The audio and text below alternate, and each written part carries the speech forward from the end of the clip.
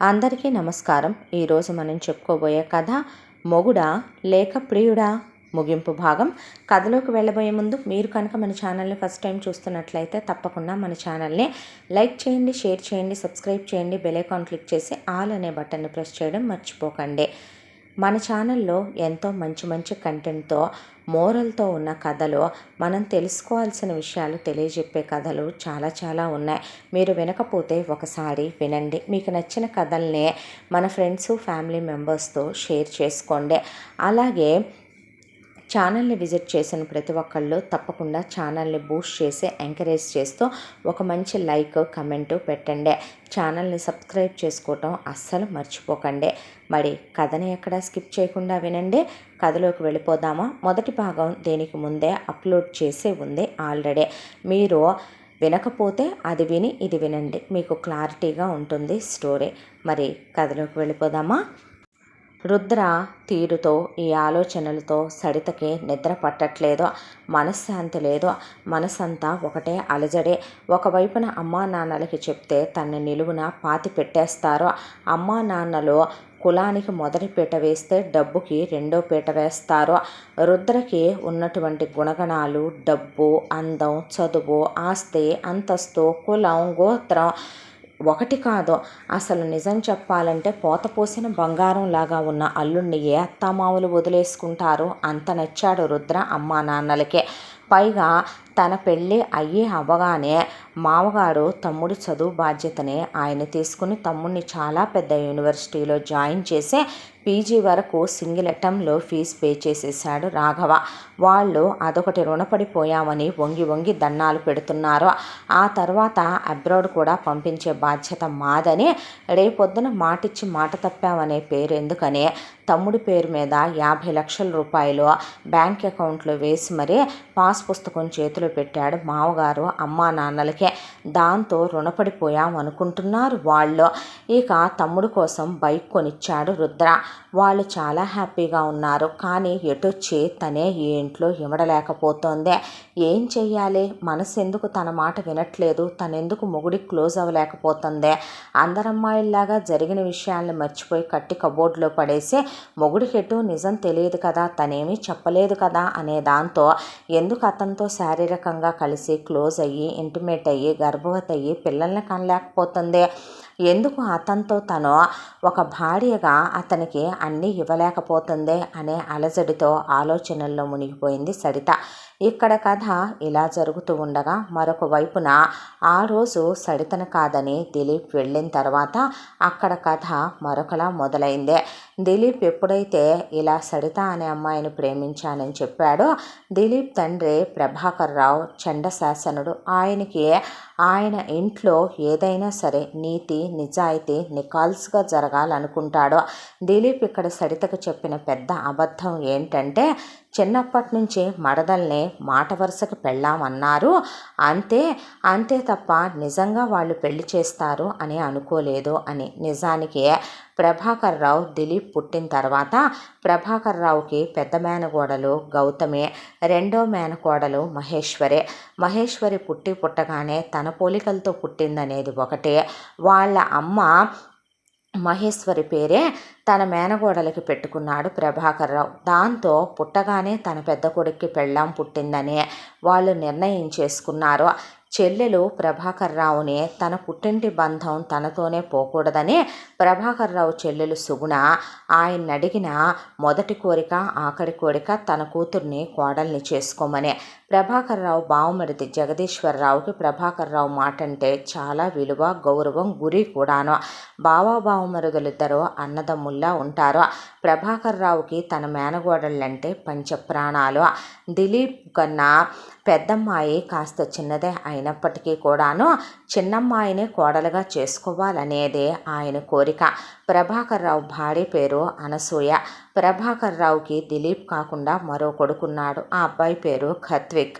ఇక ఇద్దరు పిల్లల్లో కూడా చిన్నబ్బాయి ప్రభాకర్ రావు మాటని జవదాటడు. ప్రభాకర్ రావు ఏది చెప్తే అదే వింటాడు. ప్రభాకర్ రావు మాట అంటే ఇక తండ్రి ఏదైనా చెప్పాడంటే అది శిలాశాసనం చిన్నబ్బాయికి. చిన్నప్పటి నుంచి కూడా దిలీప్ని అనసూయ చాలా అతిగారాబం చేసి ఒక రకంగా విచ్చలవిడితనంగానే పెంచిందని చెప్పాలి. దాంతోనే దిలీప్కి అబద్ధాలు అలవాటైనాయి, సిగరెట్ అలవాటైంది, మందు అలవాటైంది. ఇలా రహస్యంగా సడితలాంటి అమ్మాయిలతో ప్రేమాయణాలు అలవాటైనాయి. తండ్రి ఎంతో క్రమశిక్షణగా ఉంచి తొక్కి నార తీసేసి కూర్చుంటే తన్ను, నుంచుంటే తన్ను తంతేనే దిలీప్ ఇంత విచ్చలవిడిగా తయారవటానికి కారణం తల్లిచ్చిన ఓవర్ ఫ్రీడమ్. కొడుకు కోసమని బంగారాలు తాకట్టు పెట్టి డబ్బులు ఇవ్వటం, సినిమాలకు వెళ్ళమంటాం, ట్రిప్పులకు వెళ్ళమంటాం, పబ్బులకు వెళ్ళమంటాం, తాగొస్తే ఆ విషయం ఆయన దగ్గర దాయటం, సిగరెట్ల విషయాలు ఆయన దగ్గర దాయటం, అమ్మాయిలతో ప్రేమాయణాలు సాగిస్తే ఆ విషయం ఆయన దగ్గర దాచిపెట్టడం, అనసూయ చేసిన అతిగారాభం వల్లే దిలీప్ ఎందుకు పనికి రాకుండా పోయాడు. ఒకటి అరా ప్రభాకర్ రావుకి తెలిసినా అప్పుడప్పుడు దిలీప్కి 2 పడితే అనసూయకి ఒక 20 పడుతూ ఉంటాయి ఆయన చేతుల్లో. అనసూయకు కూడా తప్పుడు బుద్ధి బాగా అలవాటు. మాట మనిషి ముందు ఒకటి, మనిషి వెనకాల ఒకటి మాట్లాడితే అనసూయ ప్రపంచం అందరి ముందు అసలు వీపు చుట్టూ కొంగు కప్పి కొంగు తీయకుండా ప్రభాకర్ రావు అంటే గడగడలాడిపోయే ఇల్లాల్లా ఉండి ఆయనటు పక్కకు తప్పుకోగానే ఏం మొగుళ్ళెమ్మ, కంచానికే కానీ మంచానికి కాదనే వెకిలి మాటలు, లో క్లాస్ మాటలు, అలగా మాటలు ఊళ్ళో వాళ్ళకి ఆయన మీద చెప్తే పెళ్ళైన దగ్గర నుంచి ఆయన చితక బాత్తూనే ఉన్నాడు అనసూయనే. అనసూయ ధోరణిలో వచ్చిన మార్పు ఏమీ లేదు. నోటితో మాట్లాడుతూ నొసలతో వెక్కిరించగల సమర్థురాలు. అదే బుద్ధి దిలీప్కి కూడా వచ్చేసిందే. మాటకి ఎవరైనా సరే 100కు 1 2 ప్రాణాపాయ స్థితిలో అబద్ధాలు ఆడటం సహజం. ప్రభాకర్ రావుకి అసలు అబద్ధాలంటేనే నచ్చవు. ఆయన చిన్న కొడుకు ఖత్విక్ అస్సలు అబద్ధాలు, అలాంటి జారత్వపు మాటలు ఉండవు చిన్నబ్బాయి దగ్గర. కానీ అనసూయ పెంపకంలో పెరిగేసరికి పెద్దవాడికి మొత్తం అనసూయ బుద్ధులు, పచ్చి అబద్ధాలే చెప్తాడు. సరితకు కూడా అలాగే. తన మరదలు మహేశ్వరే చిన్నప్పటి నుంచే తన్నే నమ్ముకొని ఉందని, తండ్రి ఎప్పుడో ఖరారు చేసేసిన పెళ్ళని తనకి తెలిసి కూడా తన అబద్ధం చెప్పాడు. ఇద్దరు ఒకళ్ళనొకళ్ళు చూసుకోకూడదని జాతకంలో ఉండటం, అదే కాక వయసుకొచ్చిన పిల్లలు ఒకే దగ్గర ఉంటే రేపు పెళ్లి చేసుకోబోతున్నామని ఏదైనా తొందరపాటు నిర్ణయాలు తీసుకొని తప్పుడు పనులు చేస్తారని ప్రభాకర్ రావు వాళ్ళు చిన్నప్పటి నుంచి మహేశ్వర్ని, దిలీప్ని వేరువేరుగా దూరంగా ఉంచి చదివిస్తూ ఉండేవాళ్ళు. అలా మహేశ్వరికి చిన్నప్పటి నుంచే బావే ప్రపంచం, బావే లోకం, బావే సర్వస్వం. ఇంకా పరాయి మగాడి వైపు కన్నెత్తి కూడా చూసింది లేదు. అమ్మా నాన్నల మాట కన్నా మేనమావ ప్రభాకర్ రావు మాట అంటే అంత విలువ, అంత గౌరవం. ఆయనంటే పంచ ప్రాణాలు మేనగోడలకి. ఈలోపు పెద్ద మేనగోడలు గౌతమి ఈ మధ్య కాలంలోనే విష్ణు అనే ఒక అబ్బాయిని కాలేజీలో ఇష్టపడ్డాను అని అమ్మా నాన్నలకి చెప్తే జగదీశ్వరరావు ఆ ప్రపోజల్ తెచ్చి ప్రభాకర్ రావు దగ్గర పెట్టడం, ఆ అబ్బాయి వచ్చి మాట్లాడితే ఆ అబ్బాయి మాటలకి, వాళ్ళ కుటుంబానికి, వాళ్ళకున్న సంస్కారానికి వీళ్ళే ఫిదా అయిపోయి పెద్దమ్మాయి పెళ్ళికి అసలు వీళ్ళే ఒప్పేసుకోవటం. ఆ తర్వాత హరిద్వార్ వెళ్ళొస్తామని గౌతమి మహేశ్వరి వెళ్ళి రావటం, గౌతమికి విష్ణుకి గ్రాండ్గా ఎంగేజ్మెంట్ హరిద్వార్ వెళ్ళటానికి ముందే వెళ్ళొచ్చిన తర్వాత పెళ్ళి జరిగిపోవటం అన్నీ టకటక జరిగిపోయాయి. గౌతమి ప్రస్తుతానికి ప్రెగ్నెంట్, 2వ నెల కడుపుతో ఉంది. ట్విన్స్ ఉన్నారని చెప్పారు కడుపులో. ఆయనకి ప్రభాకర్ రావుకి మేనగోడళ్ళంటే పంచప్రాణాలు. అసలు ఎంతకాలం దిలీప్ని ఆయన ఉంచటానికి కారణమే మహేశ్వరి నేను ఎంటెక్ అయిందాకా పెళ్లి చేసుకోను అని ప్రభాకర్ రావుకి చెప్పడంతో బీటెక్ చదివిన మేనగోడలు ఎంటెక్ కంప్లీట్ అయ్యేంత వరకు ఆపాలనే కొడుకుని ఆపాడు. దాంతోనే దిలీప్ తన పీజీ అయిన తర్వాత ఉద్యోగంలో జాయిన్ అయి ఉద్యోగం చేస్తూ కూడా సరితను కలిసి ఇక్కడ రాసలీలలో, ఇక్కడ శృంగార కావ్యాలు రచించడం మొదలుపెట్టాడు. అయితే చిన్నప్పటి నుంచి బావే ప్రాణం ప్రపంచం అనుకుంటున్న మహేశ్వరి దిలీప్ పేరుని టాటూ కూడా వేయించుకుందే. అది దిలీప్కి చూపించాలి అనుకుందే. ఇక పెళ్లి విషయాలు మాట్లాడుకుందాం అని అనుకుంటూ ఉండగా ప్రభాకర్ రావు చెల్లెలు భర్తనే, అలాగే పెద్ద కూతుర్ని, అల్లుణ్ణి, మహేశ్వరిని రమ్మనమని తన ఇంటికి పండుగ ఉంటే కబురు పెట్టాడు. ఆ కబురు పెట్టినప్పుడే ఇక దిలీప్ కూడా అక్కడ హాజరుపడ్డాడు. ప్రభాకర్ రావు చిన్న కొడుకు ఖత్విక్కి అన్నయ్య వేరే ఒక అమ్మాయిని ప్రేమించిన విషయం తెలుసు. అయితే ఆ విషయం అప్పుడే మర్చిపోమ్మని తండ్రి ఎప్పుడో చెప్పాడు. అప్పుడే తల్లిని కూడా ఉతికి వదిలిపెట్టాడు. కాబట్టి ఆ విషయం వదినకి తెలియనివ్వకూడదు, మనసు బాధ పెట్టుకుంటుంది. చిన్నప్పటి నుంచి అన్నయ్యే ప్రపంచం అనుకుందే. అన్నను కూడా తప్పు చేస్తున్నావన్నా నువ్వు అని చెప్పాడు ఖత్విక్. ఇక దిలీప్ విషయానికి వస్తే తండ్రి మాటకి ఎదురు చెప్తే తల్లి గొంతు మీద కాలేసి తొక్కేస్తాడనే దాంతో దిలీప్ కూడా ఆ విషయాన్ని తొక్కిపట్టి ఉంచేశాడు. కాలేజీలో ప్రేమాయణం సాగించడం, ఆ తర్వాత సరితతో విడిపోవటం, ఆ తర్వాత తను మళ్ళీ ఇక్కడ వచ్చిన తర్వాత నాన్న కొన్నాళ్ళు ఆగాలి మహేశ్వరి గురించి తన ఎగ్జామ్స్ అయిపోయేంత వరకు అని చెప్పటం, ఆ తరువాత సరితని వదిలేశాననే గ్యాప్లో తను కొందరు ఆడవాళ్ళతో ఫిజికల్ రిలేషన్ పెట్టుకోవటం, ఆఫీస్లో వాళ్ళతో క్లోజ్ అవటం, వాళ్ళతో టెంపరరీ రిలేషన్ అని చెప్పే తను ముందు ఆ మూడ్లో నుంచి సరిత అందించే సుఖంలో నుంచి బయటకు రావాలని వేరే చోట సుఖాలను వెతుక్కోవటం ఇదంతా జరిగిపోయిందే. ఇంత దాంట్లో దిలీప్ అమ్మా నాన్నల చాటు కొడుకు, అమ్మ కోసం ఏదైనా చేసే కొడుకు, నాన్న మాట జవదాటని కొడుకు. అయితే ప్రభాకర్ రావు మేనగోడలు మహేశ్వరి మాత్రం అలా కాదు. చాలా ముక్కుసూటి పిల్ల. సెల్ఫ్ రెస్పెక్ట్కి చాలా ఇంపార్టెన్స్ ఇస్తుంది. పెద్దవాళ్ళ మాటలకి చాలా గౌరవం ఇస్తుంది. చిన్నప్పటి నుంచి కాబోయే వాడి కోసం భక్తితో భగవంతుణ్ణి వేడుకొని చెయ్యని వ్రతం లేదు, నోయని నోము లేదు, ఉండని ఉపవాసం లేదు, మొక్కని దేవుడు లేడు, అసలు చెయ్యని పూజలే లేవు. అంత దైవభక్తి కల పిల్ల. దానికి తోడు అమ్మా నాన్నల మాటకి ఎదురు చెప్పదు. అక్కంటే పంచప్రాణాలు. మేనమామ మాట అంటే ఆ దైవం తర్వాత ఆయన చెప్పిన మాట శిరస వహించేస్తుంది శిలాశాసనంగా. అంత ఇష్టం. చిన్నప్పటి నుంచి బావే నీ మొగుడు అన్నారని ఎంతోమంది అబ్బాయిలు కాలేజీలో తనకి ప్రపోజ్ చేసినా ఎవరి వైపు కన్నెత్తి కూడా చూసి ఎరగదు. ఎంతసేపు దైవభక్తే, లేదంటే చదువుకోవటం, లేదంటే మామయ్యకి ఫోన్ చేసి మాట్లాడటం, అమ్మా నాన్నలతో మాట్లాడటం, అక్కతో సరదాగా గడపటం, ఇంతకు మించి మరొక ప్రపంచమే తెలియకుండా పెరిగింది మహేశ్వరి. ఒకళ్ళని ఒక మాట అంటం కానీ, ఒకళ్ళు ఒక మాట అంటే పడటం కానీ మహేశ్వరి హిస్టరీలోనే లేదు. తను నోరు జారటం, చెయ్యి జారటం, కాలు జారటం ఇలాంటివే, మోసం చేయటం, అబద్ధాలు చెప్పటం, తప్పుడు మాటలు చెప్పటం, తడికలు కట్టేయటం, మాటలతో గోడలు కట్టేయటం ఇలాంటివంటే అసహ్యం మహేశ్వరికి. అలాంటి మహేశ్వరి ఇప్పుడు దిలీప్ని పెళ్లి చేసుకోవటానికి ప్రభాకర్ రావు ఇంటి దగ్గరికి వచ్చింది. వచ్చిన తర్వాత పండుగ హడావిడి అయిపోయి అందరూ సాయంకాలం కూర్చున్నారు. కూర్చున్న తర్వాత ఇన్ని సంవత్సరాల తర్వాత మహేశ్వరి దిలీప్ని చూడటం డైరెక్ట్గా అదే మొదటిసారి. దిలీప్ మహేశ్వరిని చూడటం కూడా అదే ఫస్ట్ టైము. దిలీప్ మనసులో సరితే రగులుతోంది. సరితతో తను చాలా దూరం వెళ్ళగలిగిన తండ్రి వల్ల శారీరకంగా ఆమెతో తను సుఖాన్ని పొందలేకపోయాడు.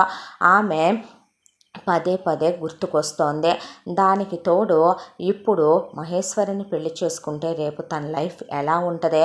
మహేశ్వరి చూడ్డానికి చాలా అందంగా ఉంది, చదువుకుందే, ఒక రకంగా సరిత కన్నా ఎక్కువే చదువుకుందే, సరిత కన్నా తెలివైంది కూడా, ముమ్మూర్తుల నాన్న లాంటిది అని అంటూ ఉంటారు కాబట్టి పిచ్చిదని చెప్పినా నమ్మలేం. ఇలాంటి దాంతో లైఫ్ రేపొద్దున ఎలా లీడ్ చేయాలి తను? అసలు సరిత జ్ఞాపకాల నుంచి తను బయటికి రావటం సాధ్యమేనా? నిజం చెప్పేస్తే అనుకున్నాడు. అయితే ఈలోపు ఇక అనుకున్న మాటేగా, మళ్ళీ ఇవాళ కొత్త విశేషం ఏముంది? జగదీశ్వరరావు పెళ్ళికి ముహూర్తాలు పెట్టించేద్దామా? మనకెటు ఎంగేజ్మెంట్ సాంప్రదాయం లేదు కాబట్టి మన ముందే అమ్మాయికి అబ్బాయికి ఉంగరాలు మార్పిచ్చేద్దాం. ఆల్రెడీ ఉంగరాలు తెప్పించే ఉంచాం. అంటే నీ ఇష్టం బావా అన్నాడు జగదీశ్వరరావు. ఆ మాటకి మామయ్య ఒక్క మాట అడగనా నేను నిన్ను? అంది మహేశ్వరి. చెప్పు బంగారు తల్లి.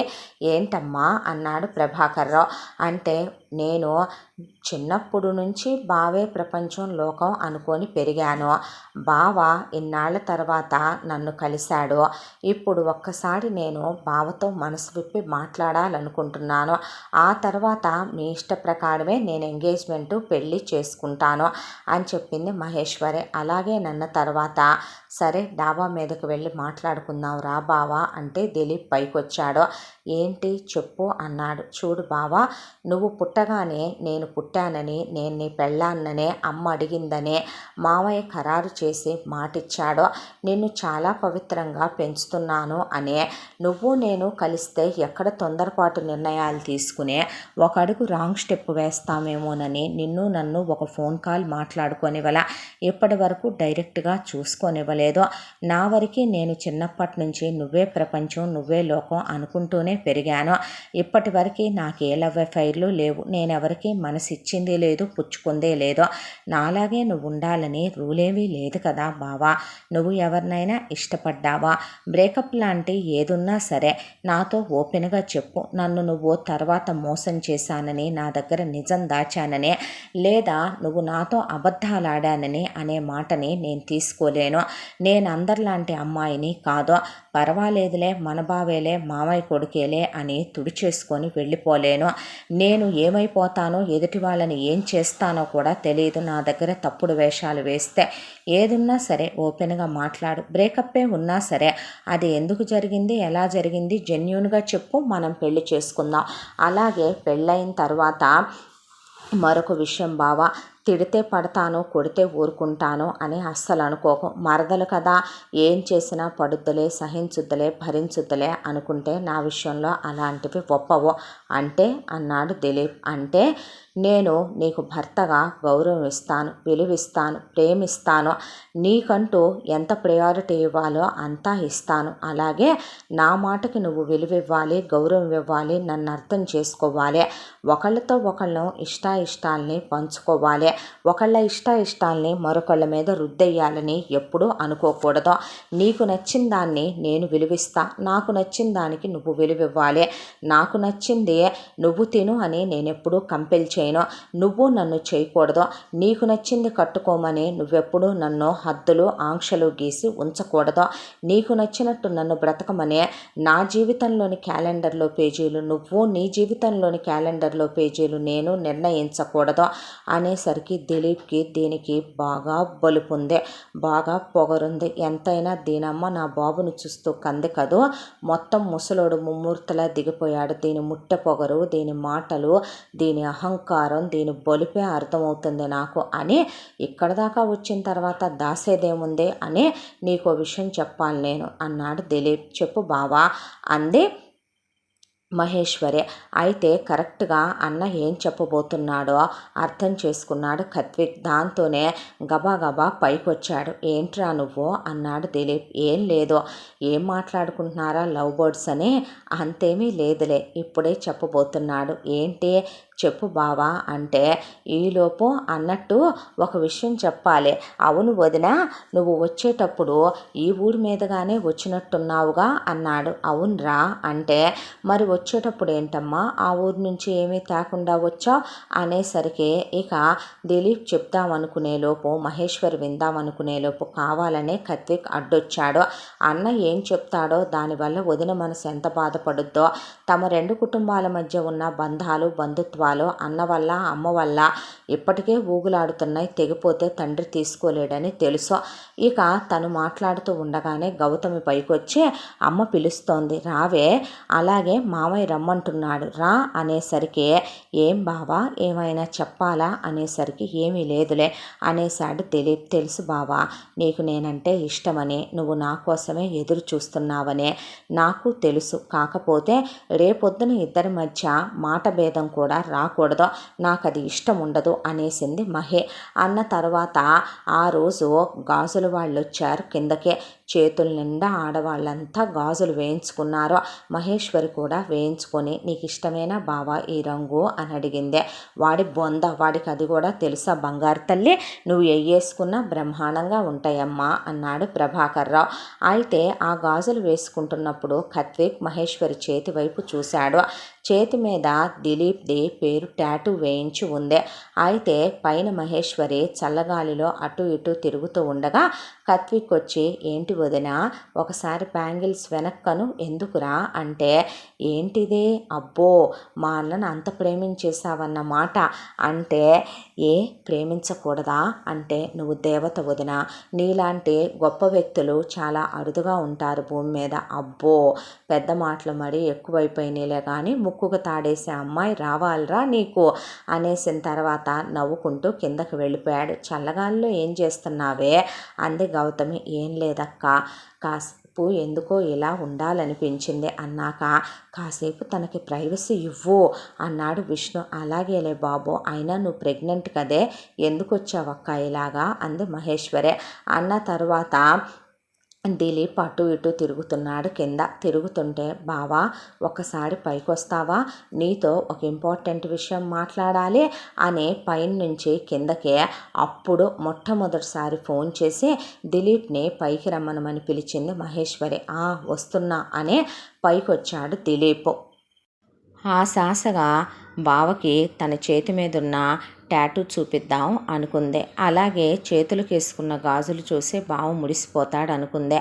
అదే రోజు సాయంకాలం వాళ్ళకి ఎటో నిశ్చితార్థాలు ఆనవాయితీ లేదు కాబట్టి దేవుడి ముందు ఒకవైపున సుగుణ, జగదీశ్వరరావు, గౌతమి, విష్ణు నిలబడి, మరొక వైపున అనసూయ, ప్రభాకర్ రావు, ఖత్రిక్ నిలబడి మహేశ్వరికి, దిలీప్కి ఉంగరాలు మార్పించారు. ప్రభాకర్ రావు ఆల్రెడీ ఏదో పిల్లలు ఫీల్ అవుతారు కదా, ఈ జనరేషన్లో చెయ్యాలేమో అని వాళ్ళకి ఆనవాయితీ లేకపోయినా దేవుడి ముందు మార్పించాడు.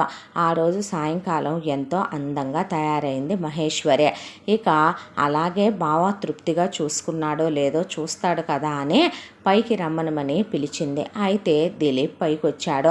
పైకి వచ్చిన తర్వాత మహేశ్వరి అలా దిలీప్ వైపు చూసేసరికి దిలీప్ సిగరెట్ తీసి సిగరెట్ కాల్చడం మొదలుపెట్టాడు. నీకు సిగరెట్ అలవాటు ఉందా బావా అని అడిగింది మహేశ్వరి. అన్నాడు. అంటే నీకోసం మానాలంటావా అన్నాడు. నా కోసం మానమని నేను చెప్పను, ఆరోగ్యానికి మంచిది కాదు కాబట్టి మానేస్తే మనకు మంచిది అని చెప్తాను అని చెప్పి అంది మహేశ్వరి. నాకు ఎప్పటి నుంచో ఉన్న అలవాటు డ్రింకింగ్ కూడా ఉందా బావా అని అడిగితే అప్పుడప్పుడు అన్నాడు.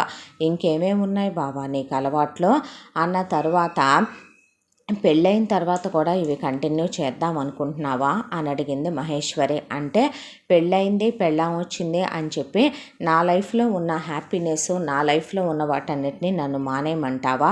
హ్యాపీనెస్ అంటే ఏంటి? సిగరెట్లు తాగటం. హ్యాపీనెస్ అంటే ఏంటి? డ్రింక్ చేయటమా? మన అనుకునే మనుషులతో టైం స్పెండ్ చేయటం కాదా? మన అనే మనుషులతో మనం మనసు విప్పి మాట్లాడటం కాదా? మనసు విప్పి మాట్లాడు, మనసు విప్పి మాట్లాడు, మనసు విప్పి మాట్లాడు. నేను మనసు విప్పి మాట్లాడాలనే వచ్చాను. అసలు నేను చెప్పేది ఒకసారి వినగలవా మరి నువ్వు అన్నాడు దిలీప్. చెప్పు బావా అంది మహేశ్వరి. అంటే కాలేజ్ డేస్లో తనకి సరిత పరిచయం అవటం, ఆ తర్వాత ఇద్దరు ఎంతో క్లోజ్గా ఉండటం, దిలీప్ బండి డ్రైవ్ చేస్తుంటే సరిత వెనక నుంచి ముందుకొచ్చి తన థైస్ మీద అటొక్కాలు ఇటొక్కాలు వేసి కూర్చొని క్లోజ్గా హగ్ చేసుకోవటం, బండి మీదే ఇద్దరు కిస్ చేసుకోవటం, ఆ తర్వాత ఇద్దరూ కలిసి లాంగ్ డ్రైవ్లకు వెళ్ళటం, ఎన్నోసార్లు ట్రిప్పులకి వెళ్ళి రావటం, ఇద్దరు ఒక్క సెక్స్ మినహా అన్నీ ఎంజాయ్ చేశామని చాలా ఓపెన్గా చెప్పి నాన్నకి తన్ని నేను పెళ్లి చేసుకోవటం ఇష్టం లేదు, అందుకు కారణం చిన్నప్పటి నుంచి నీకు నాకు పెళ్ళి అనుకోవటం, మీ అమ్మ నిన్ను నాకిచ్చి పెళ్లి చేయాలని మా నాన్నను మాట్లాడగటం, మా నాన్న పోలికలో పుట్టావని నువ్వు అంటే మా నాన్న పడి చచ్చిపోవటం, ఇలా ఎన్నో కారణాలు ఉన్నాయి. నేను మా నాన్నను కాదు కూడదు అని సరితను పెళ్లి చేసుకున్నా, సరిత వాళ్ళ క్యాస్టు, సరిత నాన్నకి నచ్చరు సరికదా, అమ్మని చంపేస్తాడు, నన్ను చావు బాధేస్తాడు, నేను తన్ని ప్రేమిస్తున్నాననే మాట చెప్తేనే మర్చిపోమ్మని ఆ విషయం నీ దాకా తీసుకొస్తే నరికేస్తానని నన్ను కొట్టి అమ్మను కొట్టాడు నాన్న. ఇప్పుడు తన్ను మర్చిపోయి నిన్ను పెళ్లి చేసుకోవటానికి, నేను నార్మల్ అవటానికి చిత్రవద అనుభవిస్తున్నాను ఈ 6 months నుంచే. ఈ 6 months నుంచి కూడా నీ చదువు అయిపోవాలని నీకోసం నన్ను హోల్డ్లో పెట్టించాడు మా నాన్న. ప్రతి విషయంలో నీకే ప్రయారిటీ ఇస్తాడు. నేను ఇప్పుడు చేయగలిగింది ఒకటే, తను పెళ్లి చేసుకుందో చేసుకోలేదో తన్నైతే నేను వదిలేశాను. ఇప్పుడు నేను తనని మర్చిపోవటానికి, మూవ్ ఆన్ అవటానికి, ఆ తర్వాత నేను నార్మల్ అవటానికి ఆఫీసులో 5-6 కొలీగ్స్తో నేను ఫిజికల్గా ఇంటిమేట్ అయ్యాను. ఉన్నది ఉన్నట్టే చెప్పాలి ఏదైనా కూడా. నేను నిజాలే చెప్పమంటున్నావు కదా, మోసం చేస్తే నచ్చదంటున్నావు కదా, అబద్ధాలు చెప్పకూడదంటున్నావు కదా, అందుకే నీకు ఉన్నది ఏదైనా ఓపెన్గానే చెప్తున్నాను. ఇక మరొక విషయం ఏంటంటే, పెళ్ళైన తర్వాత అయిమానే ఈమానే అనే నువ్వు నాకు చెప్పొద్దు, ఎందుకంటే నాకు కొంచెం టైం పట్టుద్ది దేనికైనా. అలాగే నీ మీద చెయ్యని అనుకోకు, పెళ్ళవగానే నీ మీద చెయ్యేస్తాను. నేను నీకు వచ్చిన లోటేమీ లేదు, ప్రతి విషయాన్ని నాన్న దగ్గర డిస్కస్ చేయటం నువ్వు మానేవా అన్నాడు దిలీప్. అనేసరికి మహేశ్వరి అలాగే దిలీప్ వైపు చూసి క్లాప్స్ కొట్టిందే. శభాష్, నేను నిన్ను ఇందాక మనకి ఉంగరాలు మార్పిచ్చారు కదా, ఉంగరాలు మార్చటం అంటే ఏంటి, ఆల్మోస్ట్ ఎంగేజ్మెంట్ అవటం కాదా? నేను నిన్ను అంతకుముందే ఏమని అడిగాను, ఎవరినైనా ఇష్టపడ్డావా, ప్రేమించావా, నాలా నువ్వు ఉండక్కర్లేదు కదా అని అన్నానా లేదా? చెప్దామనే అనుకున్నాను. ఈలోపు మా తమ్ముడు మీ అక్క పైకి వచ్చారు, నన్నేం చేయమంటావు? బావా, నీకు విషయం చెప్పమంటావా? చిన్నప్పటి నుంచి అత్తయ్య మా నోరు కుదరదు కాబట్టే మామయ్య కొడతాడు. అత్తయ్యని మామయ్య కొట్టడంలో మామయ్య తప్పుందంటే నేను ఎప్పటికీ ఒప్పుకోను. ఆడదాన్ని మగాడు కొట్టడం తప్పే, ఆ విషయం మాత్రం మామయ్యనైనా సరే నేను కరెక్ట్ అన్ను. కానీ అత్తయ్య ఏ రోజు కూడా ఒక ఆడది ప్రవర్తించినట్టుగా ప్రవర్తించదు. అంటే మా అమ్మ కరెక్ట్ కాదంటున్నావా నువ్వు? ఒక విషయం చెప్పమంటావా? నిన్ను అత్తయ్య మాత్రమే పెంచుకోగలిగిందేమో ఇంత కరెక్ట్గా. నువ్వు మామయ్యలా పెరిగావనుకున్నాను, నీకు మామయ్య బుద్ధులు వచ్చాయనుకున్నాను. ఆయనలాగా ఆయన తప్ప, ఆయన చిన్న కొడుకు తప్ప ఎవరు ఉండలేరులే అన్నాడు దిలీప్. నువ్వు కూడా ఆయన కొడుకువేనని మర్చిపోతున్నావేంటి బావా? భూప్రపంచం మీద మంచోళ్ళైన మగాళ్ళంటూ ఎవడు ఉండడో, ఫ్రెష్ పీసులంటూ ఎవడూ ఉండడో. నీ వరకు నీకు నేను ఫ్రెష్గానే ఉన్నానుగా. నేను ఏం చేసినా ఎవరితో ఎలా ఉన్నా పెళ్ళైన తర్వాత నీతోనే ఉంటానంటున్నానుగా. ఓ అంటే ఏంటి? నాకు దయాభిక్షని ప్రసాదిస్తున్నావా? నాకు లైఫ్ని ప్రసాదిస్తున్నావా? ఎవరనుకుంటున్నావు నేను? నువ్వు అసలు నీ లవ్ స్టోరీ చెప్పావు కదా ఒక ఆడదాంతో, నీ జూనియర్ని నువ్వు లవ్ చేశానని. దానికి నీకు మధ్య ఉందే. నిజం చెప్పాలంటే వయసుతో వచ్చిన కండకావరం, మదం, కోరిక, ఆశ, ఒకళ్ళతో ఒకళ్ళు క్లోజ్ అవటానికి, ఫిజికల్ అవ్వటానికి ప్రేమ అనే పేరు అడ్డు పెట్టుకొని మీ ఇద్దరు క్లోజ్ అవటం, దాంట్లో నువ్వు దాన్ని నీకు నచ్చినట్టుగా నీ కాలు కిందేసి తొక్కేయటం, నువ్వు నీకు నచ్చినట్టే ఉండాలని చెప్పటం, నీ డామినేషను, అలాగే దాని పొగరు, ఇది తప్ప ఏం కనిపించింది? దీన్ని ప్రేమ అంటారా? ప్రేమ అంటే ఏంటో తెలుసా? ఒకళ్ళ కళ్ళల్లోకి ఒకళ్ళు చూసుకున్నా సరే వాళ్ళు శారీరకంగా ఒకళ్ళతో ఒకళ్ళు కాపురమే చేసి పిల్లల్నే కనగలగటం. అలాంటి ప్రేమ మీ మధ్య లేదే. సీతారాములతోనూ మిగతా వాళ్ళతో, రాధాకృష్ణులతో నువ్వు పోల్చుకోకూడదేమో బావా. ఒక విషయం చెప్పమంటావా? చాలామంది ఈ రోజుల్లో అర్జున్ రెడ్డి సినిమా చూసిన దగ్గర నుంచి ప్రేమంటే అదే కదా, 548 టైము, 1059th టైము అనుకుని వాళ్ళనే పెళ్లి చేసుకుంటాం, కమిట్మెంట్లు ఇచ్చాం, ఫిజికల్ అయ్యాం అని చెప్తే పక్కన మిమ్మల్ని చేసుకోవాలని మరొకళ్ళు లైఫ్ల్లోకి వస్తే వాళ్ళు చీత్ఫు అంటారని అబ్బాయిలు ఎందుకు ఆలోచించరో, అమ్మాయిలు ఎందుకు ఆలోచించరో? ఒక్క విషయం చెప్పమంటావా బావా?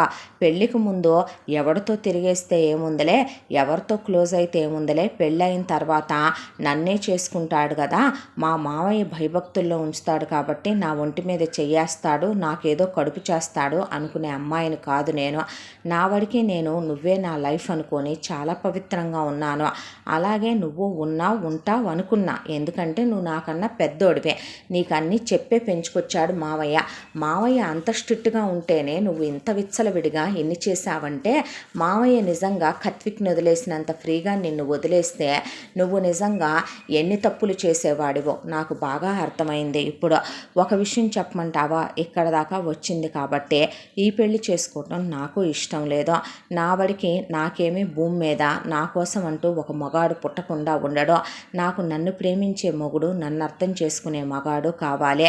నీలాగా డామినేటింగ్ క్యారెక్టరు, నీలాగా ఆడదాన్ని అణగతొక్కేయాలని, నీ ఇష్టాలని అవతల వాళ్ళ ఇష్టాలని చేసుకోమని నువ్వు చెప్పావు. నీకు నచ్చిన ఫుడ్ అది తింటుంది, నువ్వు చెప్పిన డ్రెస్ అది వేసుకుంటుంది, నువ్వు చెప్పిన సినిమాకి అది వస్తుంది, నువ్వు ముద్దు పెడితే పెట్టించుకుంటుంది, నువ్వు కొడితే పడుద్ది, థూ అంటే తుడిచేసుకొని వెళ్ళుద్దే, తిడితే పడుద్దని. అలా ఉండే అమ్మాయిలు మేబీ నీ లెక్క ప్రకారం అయితే చాలామంది ఉండుండొచ్చేమో. 100కి 90% అలా ఉన్న 10% నాలా కూడా ఉండే అమ్మాయిలు ఉంటారు. వాళ్ళకి ఎలా ఉండాలో తెలుసా? మొగుడంటే మగాళ్ళ ఉండాలి. మగాడంటే వాడిలో నువ్వు అనుకునే మగతనం నువ్వు ఫీల్ అవుతావు చూసావా, అలాంటి మగతనం కాదు ఉండాల్సింది. వేసల దగ్గరికి వెళ్ళి రిలాక్స్ అయిపోయాను నేను, లేదంటే కనుక ఆఫీసులో కొలీగ్స్ క్లోజ్ అయ్యాను నేను అని చెప్పుకునే మగతనం కాదు వాడికి ఉండాల్సిందే. వాడు ఎలా ఉండాలో తెలుసా? ఆ పరమేశ్వరుడు అంత పవిత్రంగా ఉండాలి. సతి పోయిన తర్వాత పరమేశ్వరుడు లైఫ్లోకి పార్వతి వచ్చి ఉండొచ్చు, కానీ ఆ పార్వతి వచ్చేంత వరకు శివుడు ఏ అప్సరసల్ని పిలిచి గంటకొకళ్ళతో రోజుకొకళ్ళతో ఆయన లైఫ్ ఎంజాయ్ చేస్తూ కూర్చోలే, తపస్సమాధిలో కూర్చున్నాడు. కాబట్టే ఆయన దివ్య నేత్రాల నుంచి వచ్చినటువంటి ఆయన దివ్య తేజస్సుకి మన్మధుడే భగ్నం అయిపోయాడంట. భార్యని తలుచుకోవటం అంటే భర్త అదే. వాళ్ళ కోసం గుండెల్లో గుడి కట్టాలి, వాళ్ళని ఆరాధించాలి, పూజించాలి, ప్రేమించాలి, అర్థం చేసుకోవాలి, కలిసి నడవాలి. లైఫ్ అన్నాక నాకు తెలుసు కష్ట సుఖాలుంటాయి, ఎత్తుపల్లాలుంటాయి. నీకు రోగం వస్తే చెప్పు, నువ్వు మగాడివి కాదంటే చెప్పు, నువ్వు నపుంసకుడు అంటే చెప్పు, నీకు పిల్లలు పుట్టరంటే చెప్పు, మనకి డబ్బు పోయిందంటే చెప్పు, నీకు ఉద్యోగం పోయిందంటే చెప్పు. వీటిల్లో ఏ అయినా నేను భరించగలను, ఏ అయినా నేను సహించగలను, వేటికైనా నేను ఓర్చుకోగలను. కానీ నేను పెళ్ళికి ముందు ఒక దాంతో తిరిగేశాను. పెళ్ళి అనుకున్నప్పుడు నేను దాన్ని వదిలేసి మళ్ళీ అమ్మా నాన్నలకి ప్రయారిటీ ఇస్తున్నానని చెప్పి ఆఫీసులో కొలీగ్స్తో 6 నెలల్లో నేను హ్యాపీ అయ్యాను, మూవ్ ఆన్ అయ్యాను.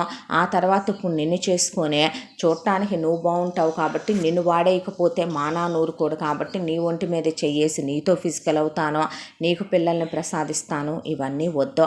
నీ మనసులో నీ లైఫ్లో నేను ఉండాలని అయితే అనుకోవట్లేదు. నిన్ను పెళ్లి చేసుకోవటం నాకు ఇష్టం లేదు. నేను అందరిలాంటి అమ్మాయిని కాదు బావా. నా వాడికి నాకు ఒక విషయం చెప్పమంటావా? ఒక షోరూమ్కి వెళ్తే అక్కడ మనకి వాళ్ళు సేల్స్ డిపార్ట్మెంట్లో ఉన్నాడో అమ్ముకోవాలని 1000 డ్రెస్సులు చూపిస్తాడు. 1000లో నాకు ఒకటే నచ్చుద్ది. అలాగనే మిగతా 999 నీలాంటి పీసులు నేను రిజెక్ట్ చేసేసినట్టే కదా వాటిని. ఆ రిజెక్టెడ్ పీసులను కూడా ఏరుకునేవి ఉంటాయి. అలాగని నేను తీసుకునే పీసు నాకు ప్రీషియస్, దానికి నేను చాలా ప్రయారిటీ ఇస్తాను. అదందరికీ నచ్చాల్సిన అవసరం లేదు కదా. ఒక మగాడికి నేను వన్ అండ్ ఓన్లీ ఆప్షన్గా ఉండాలి. అంతేకాని అది కాకపోతే ఇది కాకపోతే అది అనుకో నా దాకా వచ్చే నీలాంటి వాళ్ళనే చేసుకోవటానికి నేను రెడీగా లేను. అత్తయ్యని కొట్టొద్దని, నిన్నేమి అనొద్దని నేనే మామయ్యకి చెప్తాను. ప్రాపర్టీలో వాటా పెట్టడనేగా ఇదంతా, నేనే పెట్టమని చెప్తాను. నీకు నచ్చిన అమ్మాయి, నీకు కరెక్ట్ అనిపించిన అమ్మాయి, ఒకవేళ పెళ్ళి కాకుండా ఉంటే నువ్వు చేసుకుందాం అనుకుంటున్నావు, అదే సడితనే. ఒకవేళ పెళ్ళై ఉందనుకో, నువ్వు వేరే అమ్మాయి, నీకు తగిన అమ్మాయిని నువ్వు చేసుకో. నా కోసం భూమి మీద ఒకడు పుట్టే ఉంటాడు, మా బావల. గౌతమక్కకు విష్ణుబావ దొరకలేదా? విష్ణుబావ నీలాంటి వాడేనా? విష్ణుబావ పెళ్ళయ్యేంత వరకు స్టిల్ వర్జిన్. ఆ విషయం ఎవరూ చెప్పక్కర్లేదు. బావ మరదలైన నాతోనే ఒక సిస్టర్తో ఉన్నట్టు ఉంటాడు. కనీసం పక్కచూపులు చూసే అలవాటు కూడా లేదు. స్మోకింగు, డ్రింకింగు, అసలు అమ్మాయిలు ఇలాంటి అలవాటే లేదు. బావకు ఒక బ్రేకప్ లాంటివి కూడా లేవు. నిజం చెప్పాలంటే ఋష్యశృంగుల్లాగా పెంచారు వాళ్ళ అమ్మా నాన్న అనే మామయ్య నాన్నే ఎన్నోసార్లు అనుకున్నారు. బావకి సంస్కారం ఉంది, చదువు ఉంది, అందం ఉంది, డబ్బు ఉంది, విలువ ఉంది, అమ్మా నాన్నలు మంచోళ్ళు, వాళ్ళది మంచి ఫ్యామిలీ. ఒక కుటుంబంలోకి వెళ్తే ఒక కోడల్ని కూతురులా చూసుకునే అత్తమామలు కావాలనుకుంటుంది. అత్తయ్య విషయంలో అది నాకు ఎప్పుడూ లోటే. మామయ్య ఉన్నాడు కాబట్టి నిన్నైనా నేను చేసుకోవటానికే యాక్సెప్టెన్స్ ఇచ్చిందే. అందుకే ఇక కత్విక్ విషయంలో వాడొక బ్రదర్లా ఉంటాడు నాతో. నువ్వెప్పటికీ మాత్రం నా పక్కన భర్తగా మాత్రం ఉండవు, ఉండలేవు. ఉండే అర్హత, హక్కు రెండూ నీకు లేవు. నువ్వు వెళ్ళిపో బావ కిందకే అనేసింది మహి. అన్న తర్వాత ఏదో చెప్పాలని పిలిచావు, ఏం లేదు వెళ్ళు అన్న తర్వాత దిలీప్ కిందకు వెళ్ళిపోయాడు. ఆ మట్టి గాజుల్ని అలాగే తను వేయించుకున్న టాటూలోకి గట్టిగా ఒత్తేసింది మహేశ్వరే. చేతుల్లో నుంచి రక్తం అలా కాడిపోతూ ఆ టాటూలోకి దిగిపోయినాయి. చిన్నప్పటి నుంచి కన్నా ఎన్నో కలలు. మామయ్యకి ఇచ్చిన మాట, అమ్మా నాన్నల మాట జవదాటకూడదనుకుందే. చిన్నప్పటి నుంచి ఎంతోమంది అబ్బాయిలు తను మెచ్యూర్ అయిన దగ్గర నుంచి తనకు కూడా ప్రపోజ్ చేశారు. ఒక్కళ్ళకు కూడా ఓకే చేసిందే లేదు. బావే ప్రపంచం, బావే ప్రాణం, బావే లోకం. మావయ్య అంత నీతి నిజాయితీలతో పెరుగుతున్నాడు అనుకుందే. తిరిగి వచ్చిన తర్వాత బావ కళ్ళల్లో చూడాలనుకున్న ఆశ తను చూడలా, తన మీద ప్రేమ తను చూడలా, కోరిక తను చూడలా, పెళ్ళెప్పుడెప్పుడవుద్దనే తాపత్రయం తను చూడలా, తపన తను చూడలా. ఇన్నాళ్ల తర్వాత కనిపించిన బావను చూసుకున్న ఆ క్షణం తనకు కలిగిన ఆనందం బావ కళ్ళల్లో తను చూడలేకపోయింది. ఈ పెళ్ళి కరెక్ట్ కాదు, నేను అతన్ని చేసుకోవటము కరెక్ట్ కాదు అనుకొని కిందకొచ్చేసరికి అందరూ కూర్చొని మాట్లాడుకుంటున్నారు. విషయం చెబుదామని నోటిదాకా వచ్చింది. అయితే ఈలోపు సుగుణ రేపు గుడికెళ్ళాలి, పెందలాడి పడుకోండమ్మా అనేసేసరికి చెబుదాం అనుకున్నది కూడా ఇంకా ఆ రోజు ఆ టైంలో తను చెప్పటం కరెక్ట్ కాదులేమనమని చెప్పి ఆ క్షణం మెదలకుండా గదిలోకి వెళ్ళి పడుకొని ఏడ్చి రాత్రంతా నిద్ర లేకుండా అలా గుక్క పెట్టి ఏడుస్తూనే ఉంది మహేశ్వరి. ఎక్కిళ్ళు పెట్టి ఏడ్చింది. ఆ చేతిలో నుంచే అలా గాజు పెంకులు అలాగే ఉండే రక్తం ఊడిపోవటం ఎవరూ చూడకుండా చేతిని చున్నీతో చుట్టేసింది. ఆ తరువాత తెల్లారి ఇంటిల్లపాది కలిసి గుడికి వెళ్ళారు. అదే గుడికి అటువైపు నుంచి రుద్ర వాళ్ళ అమ్మ ప్రియంవద, నానమ్మ వసుంధర సడితని తీసుకొని ఆ గుడి దగ్గరకు వచ్చారు. వాళ్ళు మొక్కు చెల్లించుకున్నారు. కొడుకు పెళ్ళని ఆవిడ 100 కొబ్బరికాయలు కొడతానని మొక్కుకుంటే ఎక్కడైనా కొబ్బరికాయలో పువ్వు వస్తుంది, మంచి జరుగుద్దంటే లేదా అలాగే ఉంటాయి. కానీ 5 కొబ్బరికాయలు ఎక్కిన కుళ్ళిపోయినాయి. ప్రియంవదకి ఒకటే అపశకునాలు. దాంతో ఏంటో మనసు బాధగా అనిపిస్తే గుళ్ళో పూజారి గారు అమ్మాయితో 11 ప్రదక్షిణాలు చేయించండి అమ్మా, చేయించి 5 కొబ్బరికాయలకు బదులు ఇంకో 11 కొట్టించండి, ఏమీ అవ్వదులేమ్మా అని ఆయన చెప్తే అత్తాకోడళ్ళు మేము మండపంలో కూర్చుంటామమ్మా, నేను 108 దీపాలు వెలిగించాలనుకున్నాను, నేను ఆ దీపాలన్నీ ఇక్కడ పెట్టి వెలిగించుకుంటాను, నువ్వు ఈలోపు ఆ ప్రదక్షిణలు కంప్లీట్ చేయని సడితకి చెప్తే అలా ప్రదక్షిణలు కంప్లీట్ చేస్తున్న సడిత దిలీప్ని చూసిందే. దిలీప్ తన ఫ్యామిలీ నుంచి వేరయ్యి సడిత అత్త నానమ్మ చూడకుండా వేరయ్యి వచ్చి ఒకళ్ళనొకళ్ళు కలుసుకోవటం గుడి వెనక నిర్మానుష్యంగా ఉంటుంది. ఇక అక్కడ డీప్గా ఇద్దరు ముద్దు పెట్టుకున్నాక హక్ చేసుకున్నాక నువ్వు పెళ్లి చేసుకున్నావా, నీ వైఫ్ ప్రెగ్నెంట్ అయిందా, నీ మరదల్ని నువ్వు హ్యాపీగా తాకుతున్నావా అని సడిత దిలీప్ షర్టు పట్టుకొని ఊపేసి అడిగింది. లేదు, నేను తన్నే పెళ్లి చేసుకోలేదు, తను మా నాన్నకి విషయం ఏంటనేది చెప్పాలనే అనుకుంటోంది, ఇంతకీ నువ్వు పెళ్లి చేసేసుకున్నావా అని అడిగితే కానీ నేను నీకు అన్యాయం చేసేసానా, అయితే నేను తప్పు చేసేసానా, అయితే మా అమ్మ నాన్న బలవంత పెట్టారని నేను ఒకడిని పెళ్లి చేసుకున్నాను, నేను కాకపోతే నిన్ను తప్ప వాడిని తాకనివ్వకూడదు అనే దాంతో వాడితో నేను ఫిజికల్ అవ్వలేదు, కావాలంటే వాడితో అయినా చెప్పిస్తాను, ఇప్పటి వరకు క్లోజ్ అవ్వలేదు, అసలు ఆ రోజే నేను వెళ్ళిపోదామంటే నువ్వు లేచిపోదామని కూడా అడిగాను, ఎందుకు రాలేదురా, నువ్వెందుకు ఇప్పుడు ఇక్కడ దాకా తెచ్చావు పరిస్థితినే, నన్నెందుకు ఇలా చేసేసావు అని సడిత మాట్లాడుతూ ఉండగా దిలీప్ వాళ్ళ అమ్మ అనసూయ ఏంట్రా ఇక్కడ ఎవరా అమ్మాయి అంటే తెలిసిన వాళ్ళమ్మ క్లాస్మేట్ అంటే ఆహా మా అబ్బాయి పెళ్ళికి తప్పకుండా రావాలి, నువ్వు పెళ్ళేంటి అంది సడిత. మా అబ్బాయికి మా ఆడపడుచు కూతురు మహీకే నిన్న సాయంకాలమే ఉంగరాలు మార్పిచ్చాంగా, నిశ్చితార్థం అయిపోయినట్టేగా, ఇంకొక 15 రోజుల్లో పెళ్ళుంది, తప్పకుండా రావాలి, పెళ్ళైనట్టుందిగా నీకు, మెట్లు మనసట్లో కుంకుమ నల్లపూసలు కనపడుతున్నాయి, మీ ఆయన్ని కూడా తీసుకొని రా అని అక్కడి నుంచి వెళ్ళిపోతే యూ లయర్, యూ చీటర్, నువ్వు ఎంత పెద్ద రాస్కెల్విరా, ఈడియట్విరా, స్టూపిడ్రా, ఒళ్ళు బలిసిందా అని దిలీప్ లాగి ఒక్కటి కొట్టాడు చంపనే.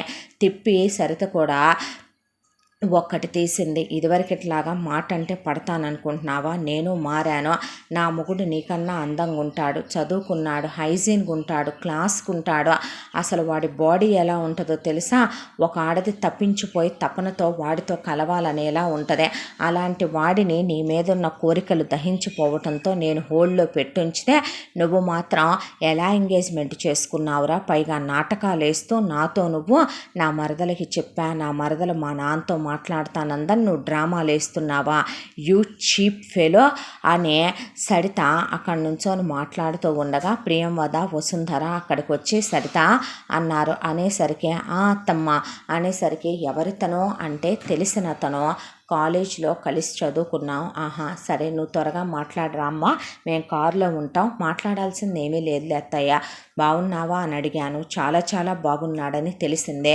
పదండి వెళదామని సరిత ప్రియంవద వసుంధరతో కారెక్కేసే.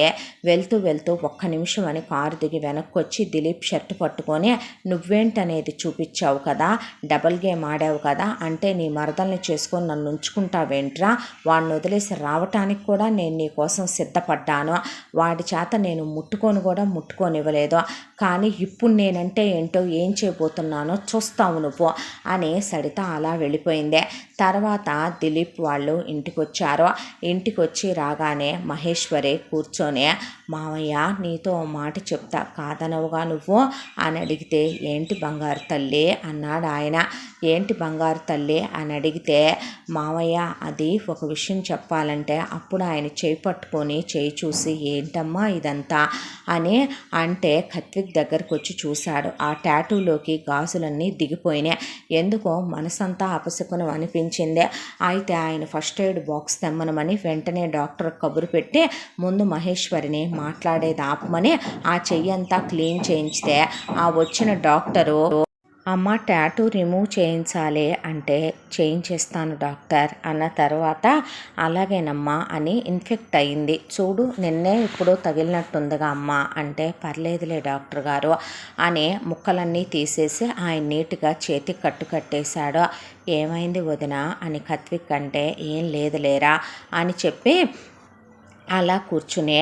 డాక్టర్ వెళ్ళిపోయిన తర్వాత, మామయ్య నేను నిన్నెప్పుడు ఏమీ అడగలేదు కదో అంది మహి. లేదురా బంగారం, ఏం కావాలమ్మా, 7 వారాల నగలు కావాలా, డైమండ్ సెట్ కావాలా, చెప్పు తల్లే, నా వ్యాపారం నేను ఎంత ఎదిగేంత వ్యాపారం చేసిందే నీకోసమమ్మా, నీకేమి లేవనే, మేమేమి చేయించలేదనే అంది సుగుణ. అమ్మా నువ్వాగు అన్న తర్వాత, అవేవి కాదు మామయ్య, నేను నిన్ను ఒక మాట అడుగుతాను, నువ్వు నాకు ముందే మాట ఇవ్వాలి, నా మీద ఒట్టెయ్యాలి, నువ్వు ఆ విషయం నేను చెప్పాక భావన కానీ అత్తయ్యను కానీ నువ్వేమీ అనకూడదు, నువ్వు వాళ్ళనే ఒక్క దెబ్బ కొట్టకూడదు, ఒక్క మాట అనకూడదు. ఏంటా విషయం, నేను ఏమీ అనకూడదైతే అననులేమ్మా చెప్పు అన్నాడు ప్రభాకర్ రావు. అది కాదు మామయ్య, ప్లీజ్ నేను చెప్పేదే నువ్వు ఒక్కసారి వినాలి, నువ్వు మళ్ళీ ఇదే కోపంతో మాట్లాడితే నేను ఊరుకొని చెప్తున్నాను అందే మహేశ్వరి. లేదులే చెప్పమ్మా అన్నాడు ప్రభాకర్ రావు.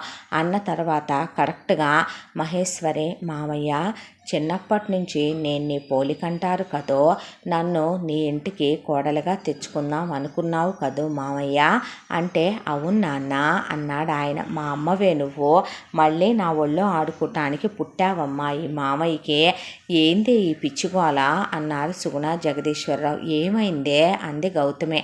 ఏంట్రా అన్నాడు విష్ణు.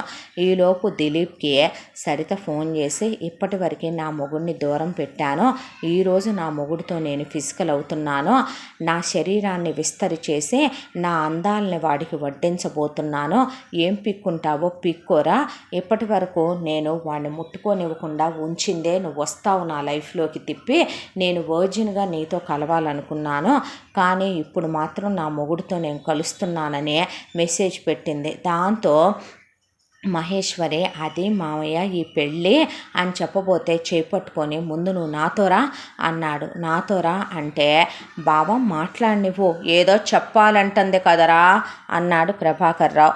తర్వాత చెప్తదిలే నాన్న, ఇప్పుడు అది అంత అర్జెంట్ ఏం కాదు, నువ్వు వాగు అన్న తర్వాత నువ్వు ముందు బైక్ ఎక్కు అన్నాడు. ఎక్కడికి బావా, ఎక్కడికి వెళ్ళేదే అన్న తర్వాత, నీకు నేను ఒక విషయం చెప్తాను అని బైక్ ఆపాడు మధ్యలో. ఏంటి, గుళ్ళో ఇందాక తను కలిస్తే తనతో నేను మన పెళ్ళి ఆగిపోయింది అని చెప్పాను, తను వేరే అతన్ని పెళ్లి చేసుకుందంట, అతనితో తను ఫిజికల్ అవ్వలేదంట, అయితే తను నాతో క్లోజ్ అవ్వాలని అలాగే ఉందంట, అయితే నేను తను వేరే వాడిని పెళ్లి చేసుకుంటే వదిలేస్తానా ఏంటే, అలాగనుకుంటే మొగుడితో సెక్షువల్గా తను కమిట్ అయినా కూడా నేను తను వదలను, అలా అనుకుంటే నేను 5-6 రిఫ్రెష్ అవ్వలేదా ఏంటి తిరిగి, ఎదవు బతుకు అనుకుంది మహేశ్వరి.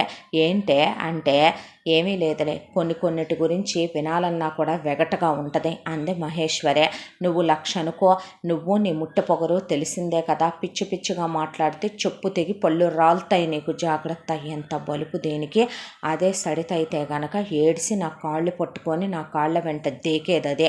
దీనికి ఎంత బలుపో, దానికి దేనికి ఎంత సాపత్యం ఉందో అనుకున్నాడు దిలీప్. అనుకుంటే ఈలోపు మహేశ్వరి, అయితే ఏం చేయమంటావు, పక్కనోడు పెళ్ళాన్ని వెళ్ళి నువ్వు కావాలని అడగటం ఎంత తప్పో ఎంత నీచమో తెలుసా? అది అంతకన్నా దిగజారిపోవటం ఇంకోటి ఉండదేమో. అయినా నేనెటు నిన్ను అయితే ఏంటే, నిన్ను పెళ్లి చేసుకోమంటావా? ఛా, నువ్వే చేసుకుంటానన్నా నేను చేసుకోవటానికి నేను రెడీగా లేనులే, కానీ ఎవరో ఒకళ్ళని చూసి చేసుకోమన్నాగా. ఎవరితోస్తే అదే అనుకునేటట్టయితే దానికోసం నేను వెయిట్ చేయటం ఎందుకే? అయితే ఇప్పుడు ఏం చేయమంటావు? తను వాడితో ఫిజికల్ అవుతానంది, తన మొగుడితో తను ఫిజికల్ అవుతానంటే నన్నేం చేయమంటావు? దానికి వెళ్ళి మనం ఆపాలి. వాట్ అందే. అవును ఆపాలి. ఇప్పుడు తను ఎవరేం చెప్పినా నమ్మే స్థితిలో లేదు. అమ్మ నీకు నాకు దరిద్రంగా ఈ ఉంగరం ఒకటి పెట్టించాడుగా మా నాన్న.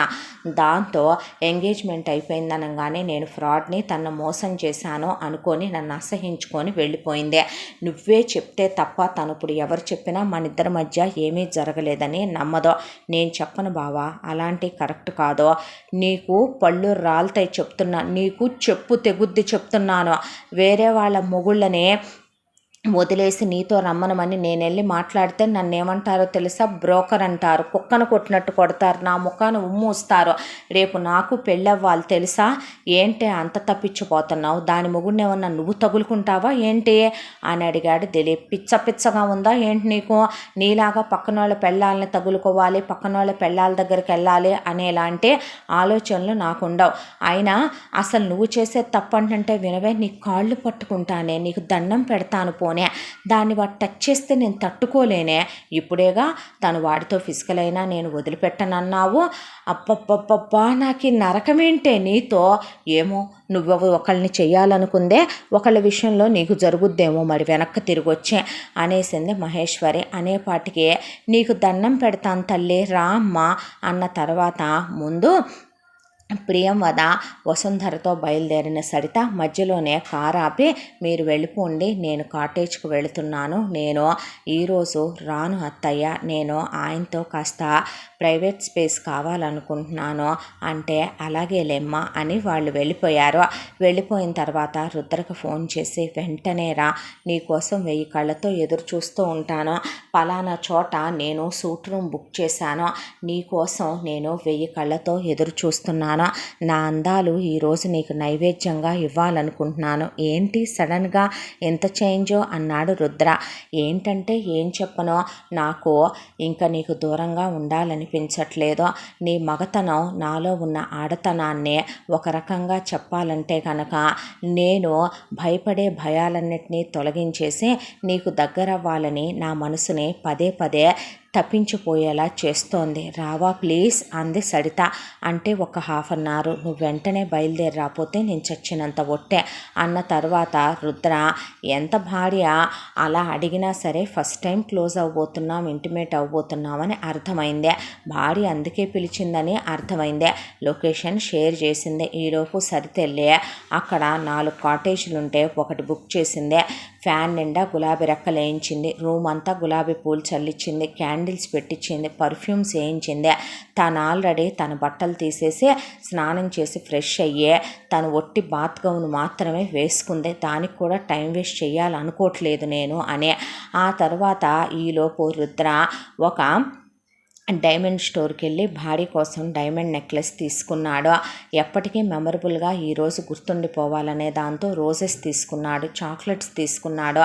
ఆ తర్వాత ఆ కాటేజ్ దగ్గరకు వచ్చాడు. కాటేజ్ దగ్గరకు వస్తే సడిత అంటే యా సార్ అని చెప్పిన తర్వాత రుద్ర వచ్చి రాగానే సడిత రుద్రని గట్టిగా కౌగిలించుకుందే. గుమ్మంలోనే అతని పెదవుల్ని తన పెదవులతో మూసేసిందే. ఆగు అంటుంటే ఎందుకు ఆగటం, ఫ్రెష్ అయ్యి వస్తానుండు అంటే ఎందుకు, నువ్వు చాలా హైజీన్గా ఉంటావు, చాలా ఫ్రెష్గా ఉంటావు, నాకు నువ్వు కావాలనిపిస్తుంది, రా నువ్వు.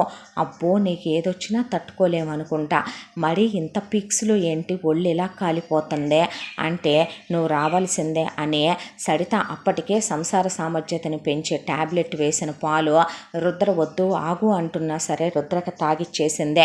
వెళ్ళి రుద్ర నేను ఫ్రెష్ అయ్యేస్తానంటే కాళ్ళు చేతులు కడుక్కొని రమ్మనమని బాత్రూంలోకి వెళ్ళి లాక్కొచ్చేసిందే. ఆ తర్వాత రుద్ర షర్ట్ తీసేసింది, బట్టలు తీసేసిందే, రుద్రని తన మీదకు లాగేసుకుందే. రుద్ర డైమండ్ నెక్లెస్ పెట్టాడు సరిత మెళ్ళో. ఎలా ఉందే? నేనెలా ఉన్నాను నువ్వు చెప్పవే? ఇంతకీ నన్నిలా నువ్వు చూడటం ఫస్ట్ టైం కదా, ఈ అందాలన్నీ నీవే మరి రా అని మీదకు లాక్కుందే. ఆ తర్వాత రుద్రతో చాలా క్లోజ్ అయిపోయింది. అలా తన గోళ్లతో రుద్ర వీపంతా గిచ్చేసిందే. రుద్రతో ఒకసారి కాదు, 2 సార్లు కాదు, 3 సార్లు కాదు, అలా క్లోజ్ అవుతూనే ఉందే. నాకు నువ్వు ఇంకా కావాలి, ఇంకా కావాలి, ఇంకా క్లోజ్ అవ్వు, ఇంకా క్లోజ్ అవ్వు అంటుంటే ఏంటి పిచ్చి అంటూనే ఉన్నాడు. నీకేం అనిపించట్లేదా? రుద్రకు కూడా సరిత కలిపిన ట్యాబ్లెట్ వల్ల విపరీతమైన ఫీలింగ్స్ వచ్చేస్తున్నాయి. ఏంటో సరితకి అసలు మాత్రమే తెలిసిన నిజం అదే. దాంతో అతనితో మమేకమైపోయిందే. ఒక మగసిరిగల్ల మగాడు ఒక ఆడదాంతో కలిస్తే ఎలా ఉంటుందో ఈరోజు తెలుస్తుంది నాకు. ఎంత అందంగా ఉన్నావు నువ్వు, ఎంత మగాడివి నువ్వు, ఎంత మగతనం ఉంది నీలో. ఇన్నాళ్ళు నిన్ను దూరం పెట్టినందుకు ఐఎమ్ సారీ అని అతన్ని తన వాడిని చేసేసుకుంది. అతను తీసుకొచ్చిన చాక్లెట్లో అతని మొహం నిండా బుగ్గల నిండా అలా పెట్టి ఈ బయట ఇలా చూడు ఇలా చూడు అని ఆట ఆడిస్తూ అతనితో కలిసిపోయిందే. ఒకవైపున దిలీప్కి టెన్షన్ వచ్చి అలాగే మహేశ్వరిని తీసుకొని ముందు డైరెక్ట్గా రుద్ర వాళ్ళ ఇంటి దగ్గరికి వెళ్ళాడు. నేను లోపలికి వస్తే బాగోదులే కానీ నువ్వు లోపలికి వెళ్ళి అది నీ ఫ్రెండ్ అని చెప్పి దాన్ని బయటికి తీసుకురా, చెప్దాం విషయం, దాని పేరు సరిత అన్నాడు. అయితే సెక్యూరిటీ దగ్గరికి వెళ్తే సెక్యూరిటీ ఆపేశాడు. ఎవరమ్మా మీరు అంటే నేను సరిత ఫ్రెండ్ని, తనతో మాట్లాడాలి. అమ్మగారు లోపల లేరనుకుంటానమ్మా. సరే వెళ్ళండి అన్నాడు సెక్యూరిటీ. లోపలికి వెళ్ళిన తర్వాత ప్రియవద వసుంధర రామ్మ అని పిలిచారు మహేశ్వరిని. ఎవరు తల్లి నువ్వు అంటే నేను సరిత ఫ్రెండ్ అంటే అన్న తర్వాత అవునా అమ్మ రామ్మ అని కూర్చోబెట్టి ఏమీ తినకుండా తాకుండా వెళ్ళకూడదని వాళ్ళు జ్యూస్ చేతిలో పెట్టి స్నాక్స్ పెట్టారు. అది కాదా అంటే అంటుంటే మా ఇంటికి ఫస్ట్ టైం వచ్చావు, ఇంతకీ తను లేదా? లేదమ్మా, మా అబ్బాయితో తను ఏకాంతంగా గడపాలని, ఈ తరం పిల్లలు కదా, ఎక్కడో కాటేజ్ బుక్ చేసుకున్నానని కారు మధ్యలోనే దిగి తను క్యాబ్ తీసుకొని వెళ్ళిపోయిందమ్మా. ఏ రిసార్ట్ ఆంటీ? ఈ రిసార్ట్ కంటమ్మా అన్న తర్వాత సరేనా ఆంటీ నేను బయలుదేరుతానంటే ఉండు, నువ్వు కూర్చో, ఇంతకీ మీ నాన్నగారు ఏం చేస్తారు, మీ అమ్మ ఏం చేస్తారు, నీకు పెళ్ళయిందా, మీరెంతమంది, ఏం చదువుకున్నావు తల్లి, మహాలక్ష్మిలాగా ఉన్నావు అని తాంబూలం తీసుకో బొట్టు తీసుకో అని వాళ్ళు అక్కడ 1 గంట చేసేసారు. బయట పిచ్చెక్కిపోయి దిలీప్ జుట్టు పీక్కుంటా తలకాయ గోడకిసి కొట్టుకుంటా నుంచున్నాడు. ఇదేంటి లోపల వాడితో కాపురం పెట్టిందా ఏంటి దాని మొగుడితో, లేకపోతే మొత్తం చెప్తుందా ఏంటి వాడికి అని అర్థం కాలేదు దిలీప్కి. బయటకు వచ్చాక కొట్టడానికి చెయ్యెత్తాడు. చెయ్యి నరికి చేతిలో పెడతా ఎదవేషాలు అయిపోకు అన్న తర్వాత నీకెంత బొలిపే అని మనసులో అనుకొని ఏమైందంట, తను లేదంట హస్బెండ్తో క్లోజ్ అవ్వాలని మధ్యలో కాటేజ్ దగ్గర వెళ్ళి ఎంజాయ్ చేయాలని చెప్పి దిగేసి పెద్దోళ్ళని పంపించేసిందంట. ఏ కాటేజ్ అంట, మనం ఆల్రెడీ దాటొచ్చేసాం కూడా, అదే కాటేజ్. ఎంతసేపు అయిందంట, పొద్దునెప్పుడో మనం టెంపుల్కి వెళ్ళినప్పుడు మధ్యాహ్నం అనంగానంట తను దిగిందే. ఇప్పుడు ఆల్మోస్ట్ 5 అవర్స్ అయిపోయింది కదా, మనం వచ్చేసి నువ్వు ఇక్కడికి వచ్చి అక్కడ మన డిస్కషన్ అయ్యే అంతా అయ్యేపాటికి shit shit shit shit shit దేవుడా దేవుడా దేవుడా ఏమీ జరగకూడదు తండ్రి అంటే ఎందుకంత తపన పడిపోతున్నావు? తన హస్బెండ్తోనేగా తను క్లోజ్ అయ్యేదే, తన హస్బెండ్తో తను క్లోజ్ అవటం ఏంటే మెంటల్ దానా, తనని ఏం చేసుకుందాం అనుకుంటుంటే ఒకవేళ క్లోజ్ అయితే మాత్రం దాన్ని నేను వదలనని నీకు చెప్పలేదా అన్నాడు దిలీప్. షో అనుకున్న తర్వాత ఇప్పుడు ఏంటైతే ఆ కాటేజ్ దగ్గరికి వెళదాం పదవే.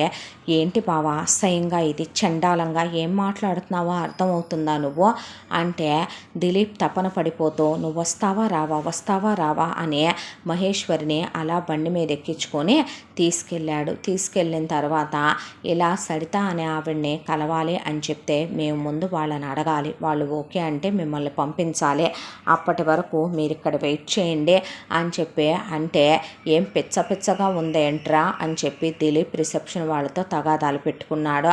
ఏంటి బావా వల్గర్గా నువ్వు నీ బిహేవియరు అని మహేశ్వర్ అంటే, నేను ఇంతే ఉంటానే, నువ్వు నన్ను చేసుకోనన్నావుగా, నీకెందుకు, నేను ఎలా ఉంటే మూసుకుంటావా, నేను ఇక్కడ వీళ్ళతో గొడవ పెట్టుకున్నప్పుడే నువ్వు పలానా రూమ్లో ఉందంట, వెళ్ళి తన కలిసి తన బయటికి తీసుకొచ్చి నిజమేంటనేది చెప్పు అన్నాడు.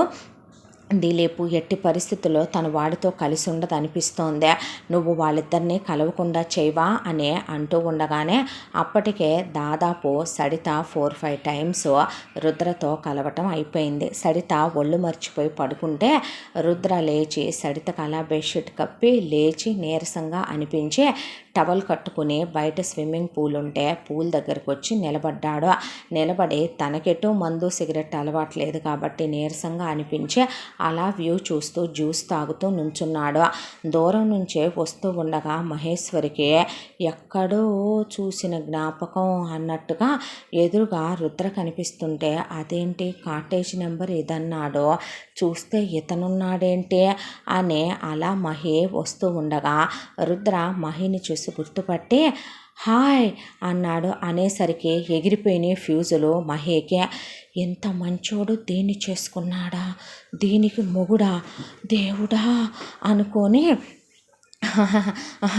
అంటే ఏంటిక్కడ అన్నాడు. ఏంటిక్కడ అంటే అలాగే రుద్ర వైపు చూస్తుంటే షర్ట్ లేదు, ఒళ్ళంతా విపరీతంగా స్వెట్ పోస్తుంది, దానికి తోడు వీపు నిండా గోళ్ళ గుర్తులు, మెడ కింద అంతా కూడా బ్లడ్ గడ్డగట్టేసినట్టు అక్కడక్కడ భార్యాభర్తలు కలిస్తే ఉన్న గుర్తుల్లా ఉన్నాయి, కింద కాళ్ళ మీద కూడా కొడికిన గుర్తులున్నాయి. దాంతో మనిషి మొహం చాలా ప్లెజెంట్గా అనిపిస్తుంది, అయిపోయినట్టుంది అనుకొని మహే ఏమీ లేదు, ఇక్కడ ఒక ఫ్రెండ్ని మీట్ అవుదామని, ఫ్రెండ్ వాళ్ళు ఏదో వేరే స్టేట్ నుంచి వచ్చారు, ఇక్కడ దిగామని చెప్తే కలుద్దామని. అవునా, ఎక్కడా అని చెప్పి, ఓ ఐఎమ్ సారీ అని చెప్పి తను ముందు ఆ టవల్ మీద బాత్ గౌన్ వేసుకుంటూ అటు తిరిగాడు. వెనకాలన్నీ గోళ్లతో గిచ్చిన గుర్తులు, రుద్ర తెల్లగుంటాడు కదా, ఆ గుర్తులు క్లియర్గా కనపడుతున్నాయి. కన్ఫామ్ అయిపోయింది, వీడు గుండె పగిలి చచ్చిపోతాడు నేను వెళ్ళి చెప్తే అనుకుంది మహేశ్వరి. అనుకున్నాక ఇఫ్ యూ డోంట్ మైండ్ మిమ్మల్ని ఒక మాట అడగొచ్చా రుద్ర అంది మహేశ్వరి. చెప్పండి మహే అంటే, మీకు మ్యారేజ్ అయిందా? రీసెంట్గానే అయింది, ఒక 6 months బ్యాక్. ఓహో, మీ వైఫ్ పేరేంటి అడగొచ్చా అంటే సడిత అన్నాడు. అయిపోయింది ఇక అసలు చెమట్లు పోసుకొచ్చి ఒళ్ళంతా తడిచిపోయింది మహేకి. రండి లోపలికి అంటే, పర్లేదు నేను ఫ్రెండ్స్ని కలిసి వెళ్ళిపోతాను, అది కాదు అంటే, ఆ రోజు కూడా మీ ఫోన్ నెంబర్ తీసుకుందామని నేను మళ్ళీ ఇస్తానండి, మళ్ళీ వస్తానండి, ఫోన్ నెంబరు వస్తాను. అయ్యో మహి ఏమైంది అంటే, ఏమీ లేదండి, జ్యూస్ అట్లీస్ట్ వద్దొద్దు అని చెప్పి అలా వచ్చిన తర్వాత ఒక వాటర్ బాటిల్ ఇవ్వరా అని అక్కడ అడిగి తీసుకొని దిలీప్ని రమ్మనమని బయటికి వెళ్ళి అక్కడ గడ్డి అలా పెంచుతున్నారు. ఆ గడ్డిలో కూలబడిపోయింది మహేశ్వరి. తన్ని తీసుకురాలేదేంటే, ఏం జరిగిందే, తన అతనితో ఇంటిమేట్ అయినట్టుంది, క్లోజ్ అయినట్టుంది, ఏం చేయమంటావు, తన హస్బెండ్ అక్కడే ఉన్నాడు, లోపలికి వెళ్ళి చెప్పాల్సిందిగా, మా ఇద్దరి మధ్య సిగ్గుందా నీకు అంది మహేశ్వరి. అంటే నువ్వు ఒక్కడవే భూమి మీద మగాడిని అనుకుంటున్నావా, నువ్వు ఒక్కడవే భూమి మీద మనిషిని అనుకుంటున్నావా, తన మొగుడు కాలి గోటికి కూడా సరిపోవు తెలుసా నువ్వు, నీకన్నా దాని మొగుడు హైట్ ఉంటాడు, వెయిట్ ఉంటాడు, నీకన్నా ఎక్కువ చదువుకున్నాడు, మనకుంది వాళ్ళకున్న ఆస్తిలో ఒక 10% కూడా ఉండదు, నీలాగా దరిద్రమైన అలవాట్లు కూడా లేవు, అతను స్మోక్ చేయడు, డ్రింక్ చేయడు, ఎంత మంచోడో తెలుసా నీకు అసలు, అతను దీన్ని చేసుకోవటం ఏంటి, ఇలాంటి క్యారెక్టర్లెస్ చీప్ ఆడదాన్ననే ఇందాక నుంచి నేను ఆలోచిస్తున్నాను, నీ చేత ఒక ఫిజికల్ అవటం తప్ప అన్నీ చేయించుకున్న అదా అతనికి, అతనిలాంటి క్యారెక్టర్ ఉన్న మగాడికి వైఫ్ అవ్వాల్సిందని నేను ఆలోచిస్తున్నాను, అయినా జరిగిందేదో జరిగిపోయిందే, ఇంకా నువ్వు మూసుకుంటే మంచిదే, అయినా అతనితో అది క్లోజ్ అయినట్టుంది, అది క్లియర్గా తెలుస్తుంది, నీకెలా తెలిసే, మాటకు ముందు మాటకు వెనక నన్ను పెళ్లి చేసుకుందామని నువ్వు పంతం పట్టే ఇలాంటి చెప్పకు, నీలాంటి క్యారెక్టర్లెస్ చీప్ ఫెలోని పెళ్లి చేసుకోవాలనే కోరిక నా చిటికెన వేలు గోరికి కూడా లేదు, కానీ నీకో విషయం చెప్పనా, నేను ఆడదాన్నేగా, ఒళ్ళంతా కొరికిన గుర్తులున్నాయిరా, గోళ్లతో ఎవడి వీప్ మీద వాడు గీసుకోడు కదా, వీప్ మీద లిప్ మార్క్స్ ఉన్నాయి, వీప్ మీద కిస్సెస్ పెట్టినట్టు ఆమె ముద్దులు పెట్టిన ముద్రలు ఉన్నాయి, అతని కాళ్ళ మీద కూడా అతనే ఒంగోని కొరుక్కుంటాడు ఉన్నాడా, అతను టవల్ కట్టుకొని ఉన్నాడా, అతని ఫేస్ చాలా ప్లెజెంట్గా ఉంది, అతని బాడీ స్వెట్టిగా ఉంది. స్విమ్మింగ్ పూల్ దగ్గర ఉన్నాడన్నా పూల్లో దూకాడేమోనే, నీలాగా టవల్ కట్టుకొని స్విమ్మింగ్ పూల్లోకి దూకేంత చీప్ క్యారెక్టర్ కాదులే అతనిదే. అతను చాలా మంచోడు అంటున్నావేంటే, వాడిని లవ్ చేసావా లేకపోతే వాడిని నువ్వు తగిలేసుకుందాం అనుకుంటున్నావా? ఓరే బాబోయ్, నువ్వు మనిషివా పశువువారా నాకు అర్థం కాదు అసలు. మామయ్య నిన్నెలా కన్నాడు, నిన్నెలా పెంచారా అసలు. గౌతమ్ అక్క ఎంగేజ్మెంట్ అయిన తర్వాత నేను అక్క కలిసి హరిద్వార్ వెళ్ళి ప్రసాదం పంపిస్తే దున్నపోతులా తినే ఉంటావుగా, మెమ్మ ఇచ్చే ఉంటుందిగా. ఆ హరిద్వార్కి మాకు ట్రైన్లో పరిచయం అయ్యాడు ఈ రుద్ర. 1 వీక్ పాటు మాతోనే ఉన్నాడు. అతనికి స్మోకింగ్ అలవాట్లేదు, డ్రింకింగ్ అలవాట్లేదు. ఎంత బాగుంటాడో తెలుసా, ఎంత మంచోడో తెలుసా, వాళ్ళ ఫ్యామిలీ ఏంటో తెలుసా. అసలు వాళ్ళ క్యాస్ట్ మన క్యాస్ట్ వేరే, కేటగిరీస్ ఒకటేమో కానీ మన క్యాస్ట్లు కూడా వేరే. ఎంత మంచోడో తెలుసా, దైవం మానుష రూపేణ అనేలా ఉంటాడు. Down to earth person. ఎంత తెలివైన వాడో తెలుసా, తప్పుని మోసాన్ని అతను సహించడు. చెప్పకుండా వచ్చేసావేమే అతనికి అన్నాడు దిలీప్. ఏం చెప్పమంటావు, నీ పెళ్ళాం పెళ్ళికి ముందే పెద్ద శృంగార కావ్యం రచించింది. ఆడితో నాకు చిన్నప్పటి నుంచి మా మావయ్య పెళ్ళి అనుకున్నాడు. నేను సిగ్గు లేకుండా వాడి కోసమే ఎదురు చూస్తూ ఎంతోమంది చెప్పినా కాల్దన్నుకున్నాను. కాబట్టి ఇప్పుడు వాడు నన్ను వెన్నుపోటు పొడిచాడు, ఇది నిన్ను వెన్నుపోటు పొడిచింది. నిన్న గుళ్ళో అమర ప్రేమికులు ఇద్దరూ కలుసుకున్నారు. ఈ ఎదవ నాకు ఆడికి ఎంగేజ్మెంట్ అయిందని చెప్పకపోతే వీళ్ళమ్మ చెప్పిందంట. అది నీ పెళ్ళ ఫైర్ బ్రాండ్ తెగ పాపం ఫీల్ అయిపోయిందంట. అందుకే ఇన్నాళ్ళు నిన్ను దూరంగా పెట్టి ఇప్పటికిప్పుడు నీతో ఇంటిమేట్ అయి క్లోజ్ అయిందంట. నీతో మెయిల్ ప్రాస్టిట్యూషన్ చేయించిందని చెప్పమంటావా ఇడియట్ అంది మహేశ్వరి. అనేసరికి దీని పొగరు, దీని బొలుపు, దీని మోటలు అనుకున్నాడు దిలీప్. నువ్వు 100 చెప్పు, 1,00,000 చెప్పు, నేను తనతో మాట్లాడాల్సిందే అన్నాడు. ఏం పిచ్చి పిచ్చిగా ఉందా, వెళ్ళి మాట్లాడుకుంటే మాట్లాడుకో, పద్దాక నన్ను ఇన్వాల్వ్ చేయకో. అయినా తప్పు చేస్తున్నావు బావా, అతను చాలా మంచోడు. అలాంటి వాడి లైఫ్లోకి మంచికో చెడుకో ఆ అమ్మాయి వెళ్ళిందే. ఆ అమ్మాయిని నువ్వు కూడా అంత హ్యాపీగా చూసుకోలేమోమో బావా. భార్య అంటే మన కింద బానిస కాదనే గుండెల్లో పెట్టుకొని అపురూపంగా చూసుకునే మగాడతను. మాట వరుసకి అనుమానించటానికి 1,00,000 కారణాలు భార్యను అనుమానించడు రుద్ర. అలాంటి మంచివాడిని మోసం చేయకూడదు బావా.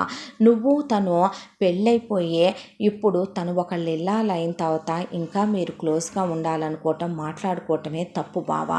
అలాంటిది నువ్వు తన లైఫ్లోకి వెళ్ళాలనుకోవటం, మీ ఇద్దరు ఇంకా క్లోజ్గా ఉండాలనుకోవటం, పెళ్లి చేసుకోవాలనుకోవటం తప్పు కదో అనేసింది మహే.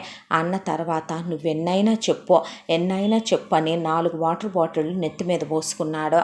ఇంకో 100 పోసుకున్నా మారేదేం లేదులే, కానీ జరిగిందైతే ఇప్పుడేమీ అది వర్జిన్ కాదు, ప్యూరు కాదుగా. అలా అనుకుంటే ఎప్పుడూ కాదులే, పద అంది మహే.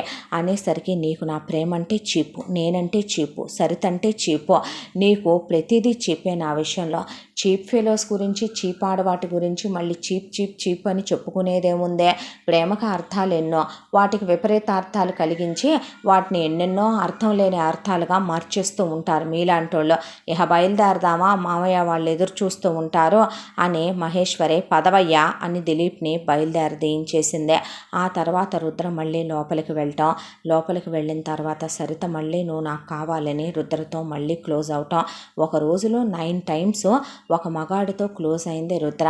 ఆ తర్వాత రుద్రకి ఆఫీస్ ట్రిప్ వెళ్ళాల్సి వచ్చిందని ఫోన్ వస్తే నేను నీతో వస్తాను అని అడిగింది సరిత. తీసుకెళ్లేవాడినేరా, కాకపోతే అక్కడ లేడీస్ ఉండటానికి కుదరదు, 1 వీకేగా వచ్చేస్తాను నేను అని చెప్తే, మామయ్య వెళ్ళొచ్చుగా, అది డాడీ వెళ్ళే ప్లేస్ కాదు ప్లీజ్, కానీ నాకు నీతో ఇంకా క్లోజ్ అవ్వాలంది. నీ కోరిక ఎంతో, నీ ఆశ ఎంతో, నీ తపనెంతో, నీ విరహం ఎంతో నేను అర్థం చేసుకున్నాను.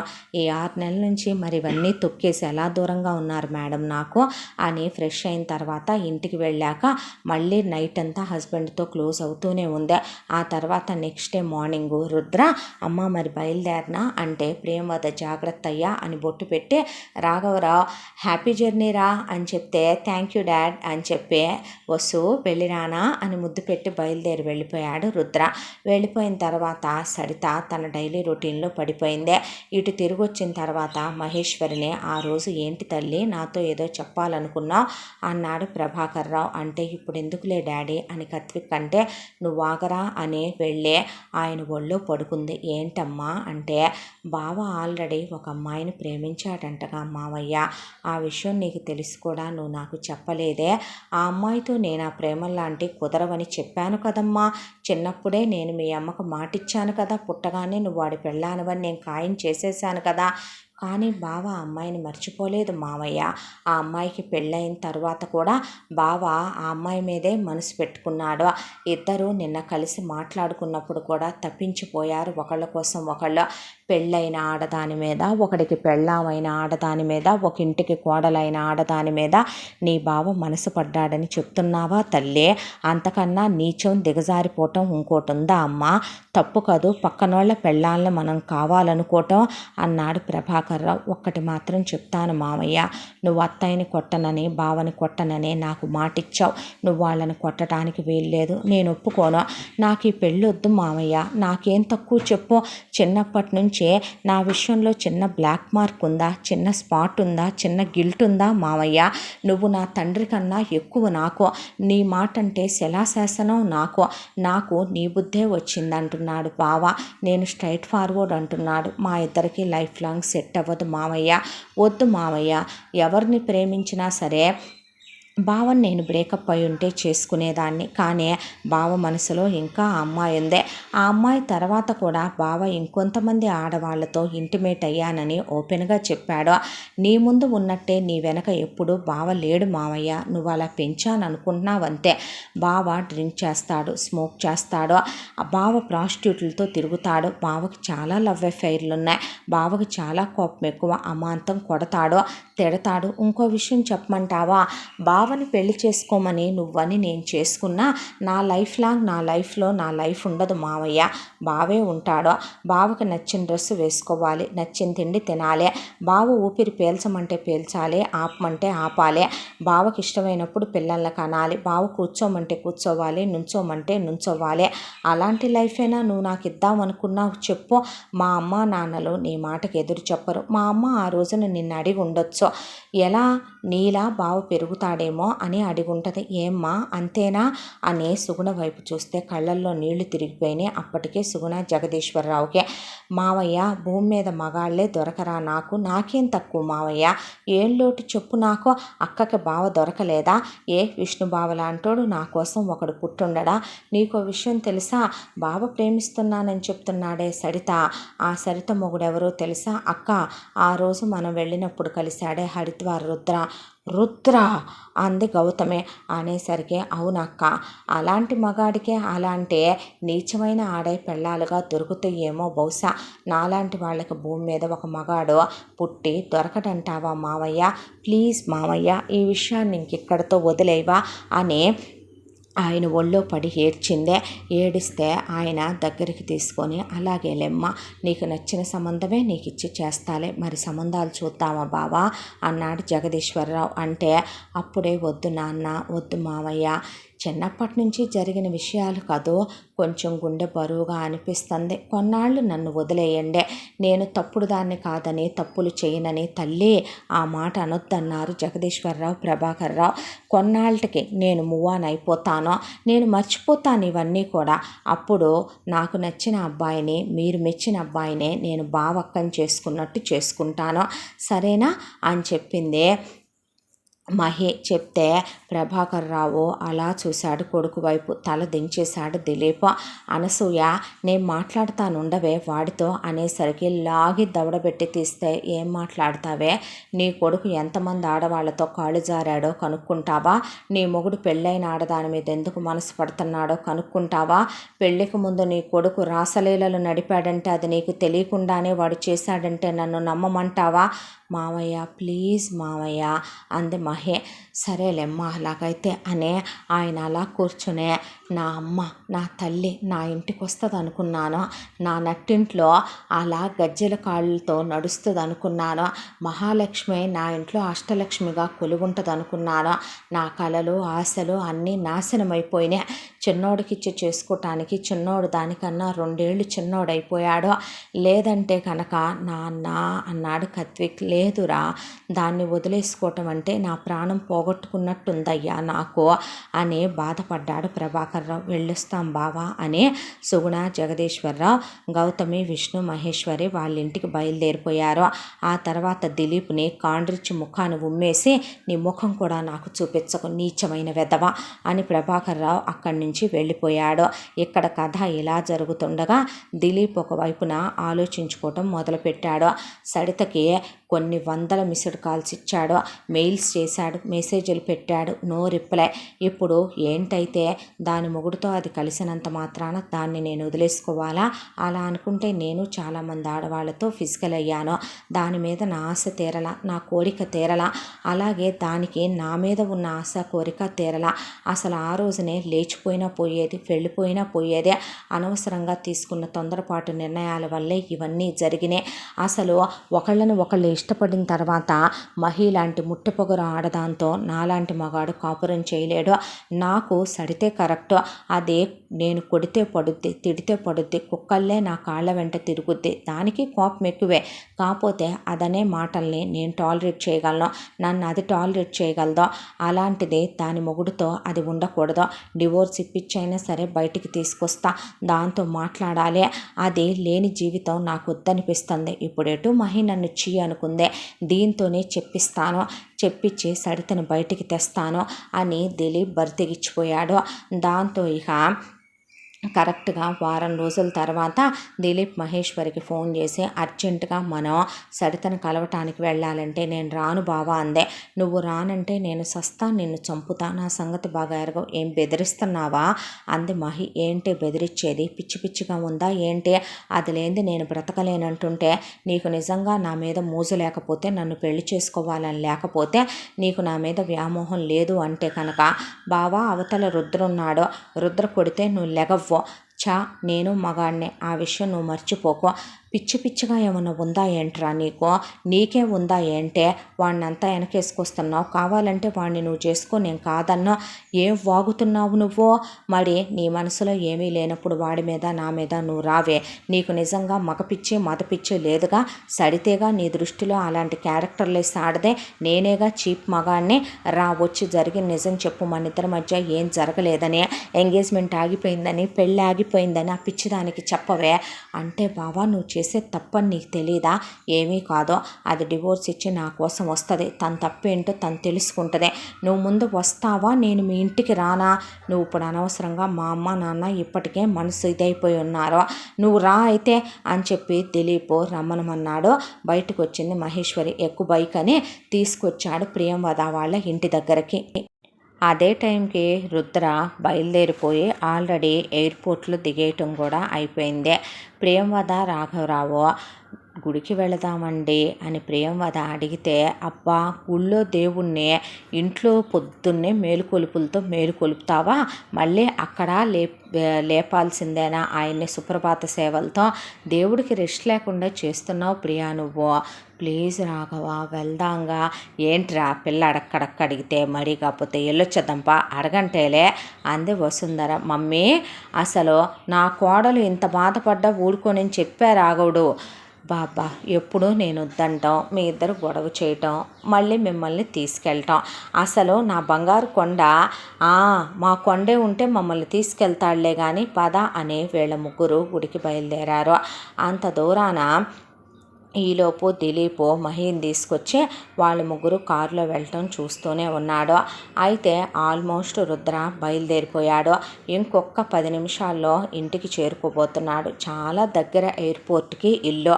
అయితే ఇక సెక్యూరిటీ దగ్గరికి వెళ్ళి సెక్యూరిటీని లోపల ఎవరెవరున్నారు అని అడిగాడు దిలీప్. మీరెవరు సార్ అని అడిగితే, నేను రుద్ర ఫ్రెండ్ని అని చెప్తే, సార్ లేరు సార్, సార్ ఆల్రెడీ ట్రిప్ మీద ఊరెళ్ళున్నారు. నేను గుర్తున్నానా నీకు అని అడిగింది మహేశ్వరి. మేడం గారు, మీరు మేడం గారు ఫ్రెండ్ కదమ్మా అంటే, అవును ఇతను నాకు కూడా తెలిసినోడేలే. ఎంత బలుపు దేనికి, బావని చెప్పలేదు, కనీసం ఫ్రెండ్ అని చెప్పలేదు, నీ బతుకు అంత లేదులే అన్నట్టు చూసింది మహేశ్వరి. చూస్తే లోపలికి వెళ్ళొచ్చా? చిన్నమ్మగారు ఉన్నారమ్మా, పెద్దమ్మగారు పెద్దయ్య గారు పెద్ద అమ్మగారు ముగ్గురు కలిసి గుడి దగ్గరికి వెళ్ళారు. ఇప్పుడప్పుడే రారు అని చెప్తే సరేలే అంటే వెళ్ళండి అమ్మ, నేను కూడా వెళ్ళండి బాబు అని చెప్పి వాచ్మెన్ డోర్ దగ్గరికి వేసి కూర్చున్నాడు. ఈలోపు వీళ్ళు ఇవన్నీ మాట్లాడి లోపలికి వచ్చేలోపు రీచ్ అవనే అయిపోయాడు రుద్ర. ఇంకొక 5 నిమిషాల దూరంలోకి లోపలికి వచ్చి రాగానే దిలీప్ ముందు ఇల్లంతా చూశాడు. కానీ మహేశ్వరి చూపు మాత్రం గోడ మీద ఉన్న ఫోటోల మీద నిలబడిపోయింది. ఒక వాల్ అంతా మెమరీస్ వాల్ అని రాసుంది. దాని మీద మొత్తం ఫోటోలు ఎప్పటెప్పటివో పాతకాలం నాటివి అనుకుంటాను. దాని మీద పెద్దలవి పాతకాలం నాటి ఫోటోలు, ఆ తర్వాత కింద ప్రియంవద రాఘవరావు పెళ్ళైనప్పుడు ఫోటోలు, ఆ తర్వాత వాళ్ళిద్దరు కలిసి రుద్రని ఎత్తుకున్న ఫోటోలు, ఆ తర్వాత ఇక వాళ్ళంతా రుద్ర చిన్నప్పటి ఫోటోలు, అంకుల్ ఫోటోలు అవన్నీ అనుకుంటా, ఆంటీ ఫోటోలు అన్నీ బామ్మయ్య తాతయ్య అనుకుంటాను అవన్నీ నింపేసి ఉంటే అలా చూస్తూ ఏదో ఎక్కడో చూసిన జ్ఞాపకంలా అనిపించే మనసంతా ఏదో అలజడిగా అనిపించింది మహేశ్వరికి. అనిపించి ఆ ఫోటోల వైపే అలా చూస్తూ నుంచుంది. ఈలోపు కనీసం చెప్తుంటే వినకుండా వారిస్తున్నా ఆగకుండా దిలీప్ పైకి వెళ్ళిపోయాడు. బావా బెడ్రూమ్లోకి వెళ్ళటం తప్పు, కిందకి పిలిచి మాట్లాడు ఏదైనా ఉంటే అని మహేశ్వర్ అంటే తన బెడ్రూమ్లోకి ఏంటి తన బాత్రూంలోకి వెళ్ళే రైట్ కూడా నాకుంది, నువ్వు నోరు మూసుకొని ఇక్కడే ఉండో అంటే బావా వాళ్ళు వస్తే నన్ను ఏమనుకుంటారు బావా, నిన్ను నోరు ముయ్యమన్నానా అన్నాడు దిలీప్. అని దిలీప్ పైకి వెళ్ళిపోయాడు. దిలీప్ పైకి వెళ్ళిపోతే మహేశ్వరి ఆ ఫోటోల దగ్గరికే వెళ్ళి అలా చూస్తూ ఉండగా రుద్ర రావటం, ఆ తర్వాత రుద్రని వారించబోయి పిలవబోతూ ఉండగానే రుద్ర వినిపించుకోకుండా పైకి వెళ్ళేసరికి అలా రుద్ర బెడ్రూమ్ డోర్ మీద చెయ్యి వేయటంతోనే మనం ఎంత ప్రేమించుకున్నామో మర్చిపోయావా అనే మగ గొంతు, నేను నిన్ను మర్చిపోయి బ్రతకగలుగుతానా అనే సడిత అంటున్న మాటలో పరిగెత్తుకుంటూ మహేశ్వరి వెనకాలే వెళ్ళి ఆపబోతుంటే రుద్ర మహి చేయి పట్టుకొని తన వెనక్కి తీసుకొచ్చి ఆపాడు. రుద్ర ఎలా ఉంటాడనేది మహికి బాగా తెలుసు. బయట నుంచి వస్తూనే బయట ఉన్న చెప్పుల స్టాండ్లో షూ తీసి సాక్స్ తీసి కాళ్ళు కడుక్కొని ఆ తర్వాత తులసాకు తీసుకొని బయటే పెట్టున్న రాగి ఫిల్టర్ వాటర్తో అది వేసుకొని మంచినీళ్ళు తాగి మరీ లోపలికి వస్తారు వాళ్ళ ఇంట్లో వాళ్ళు. అంత పవిత్రంగా ఉంటారు వాళ్ళు. భయం కూడా వేసేసింది మహేశ్వరికి. దాంతో లోపల మాటలు బయటికి వినిపిస్తున్నాయి. డోర్ కూడా వేసుకోలేదు, దగ్గరికి వేసుకున్నారు. కిటికీలు ఓపెన్గానే ఉన్నాయి, ఏసీ బయటకు వచ్చేస్తోంది. అయినా సరే అలాగే మాట్లాడుకుంటున్నారు సరితా దిలీప్. నన్ను నువ్వు ఎంత ప్రేమించావే, నీకై నువ్వే నన్ను ప్రేమించానన్నావు, నా లైఫ్లోకి వచ్చావు అని జరిగిన హిస్టరీ అంతా ఇద్దరు తలుచుకున్న తర్వాత నేను ముద్దు పెట్టని చోటుందా నీ శరీరంలో, నువ్వు నన్ను ముద్దు పెట్టని చోటుందా, మన ఇద్దరం ఎంత క్లోజ్ అయ్యా, ఒక్క ఫిజికల్ అవ్వటం తప్ప మన ఇద్దరి మధ్య ఇంకా ఏంటి దూరం. నేను మా నాన్న చెప్పిన మాట విని మా మరదల్ని పెళ్లి చేసుకుందాం అనుకున్నా, తనకి నిజం చెప్పి నీ దగ్గరికే వద్దామనుకున్నాను. ఇప్పుడు నా మరదల్ని తీసుకొచ్చాను, కిందే ఉందే. నాకు జరిగింది ఎంగేజ్మెంట్ కాదు, మాకు అసలు ఎంగేజ్మెంట్ ఆనవాయితీయే లేదు. ఇంట్లో దేవుడు ముందు ఉంగరాలు మార్పిచ్చాడు మా నాన్న.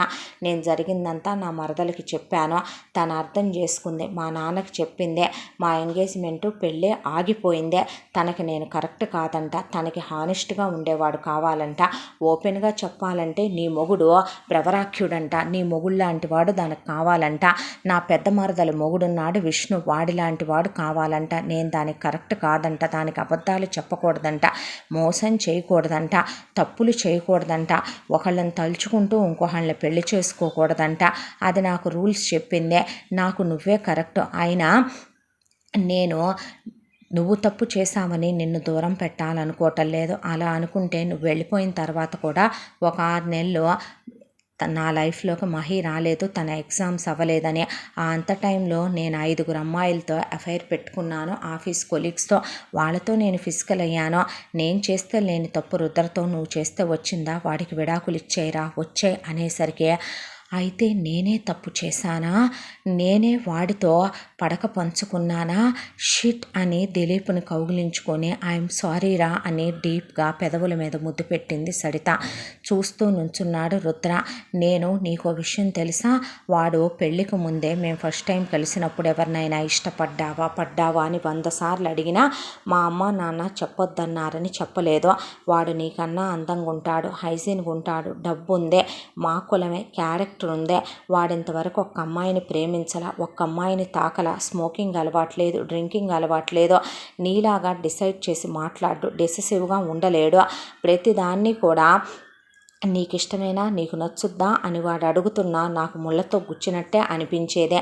నాకు నీలా ఉండే మగాడే కావాలి.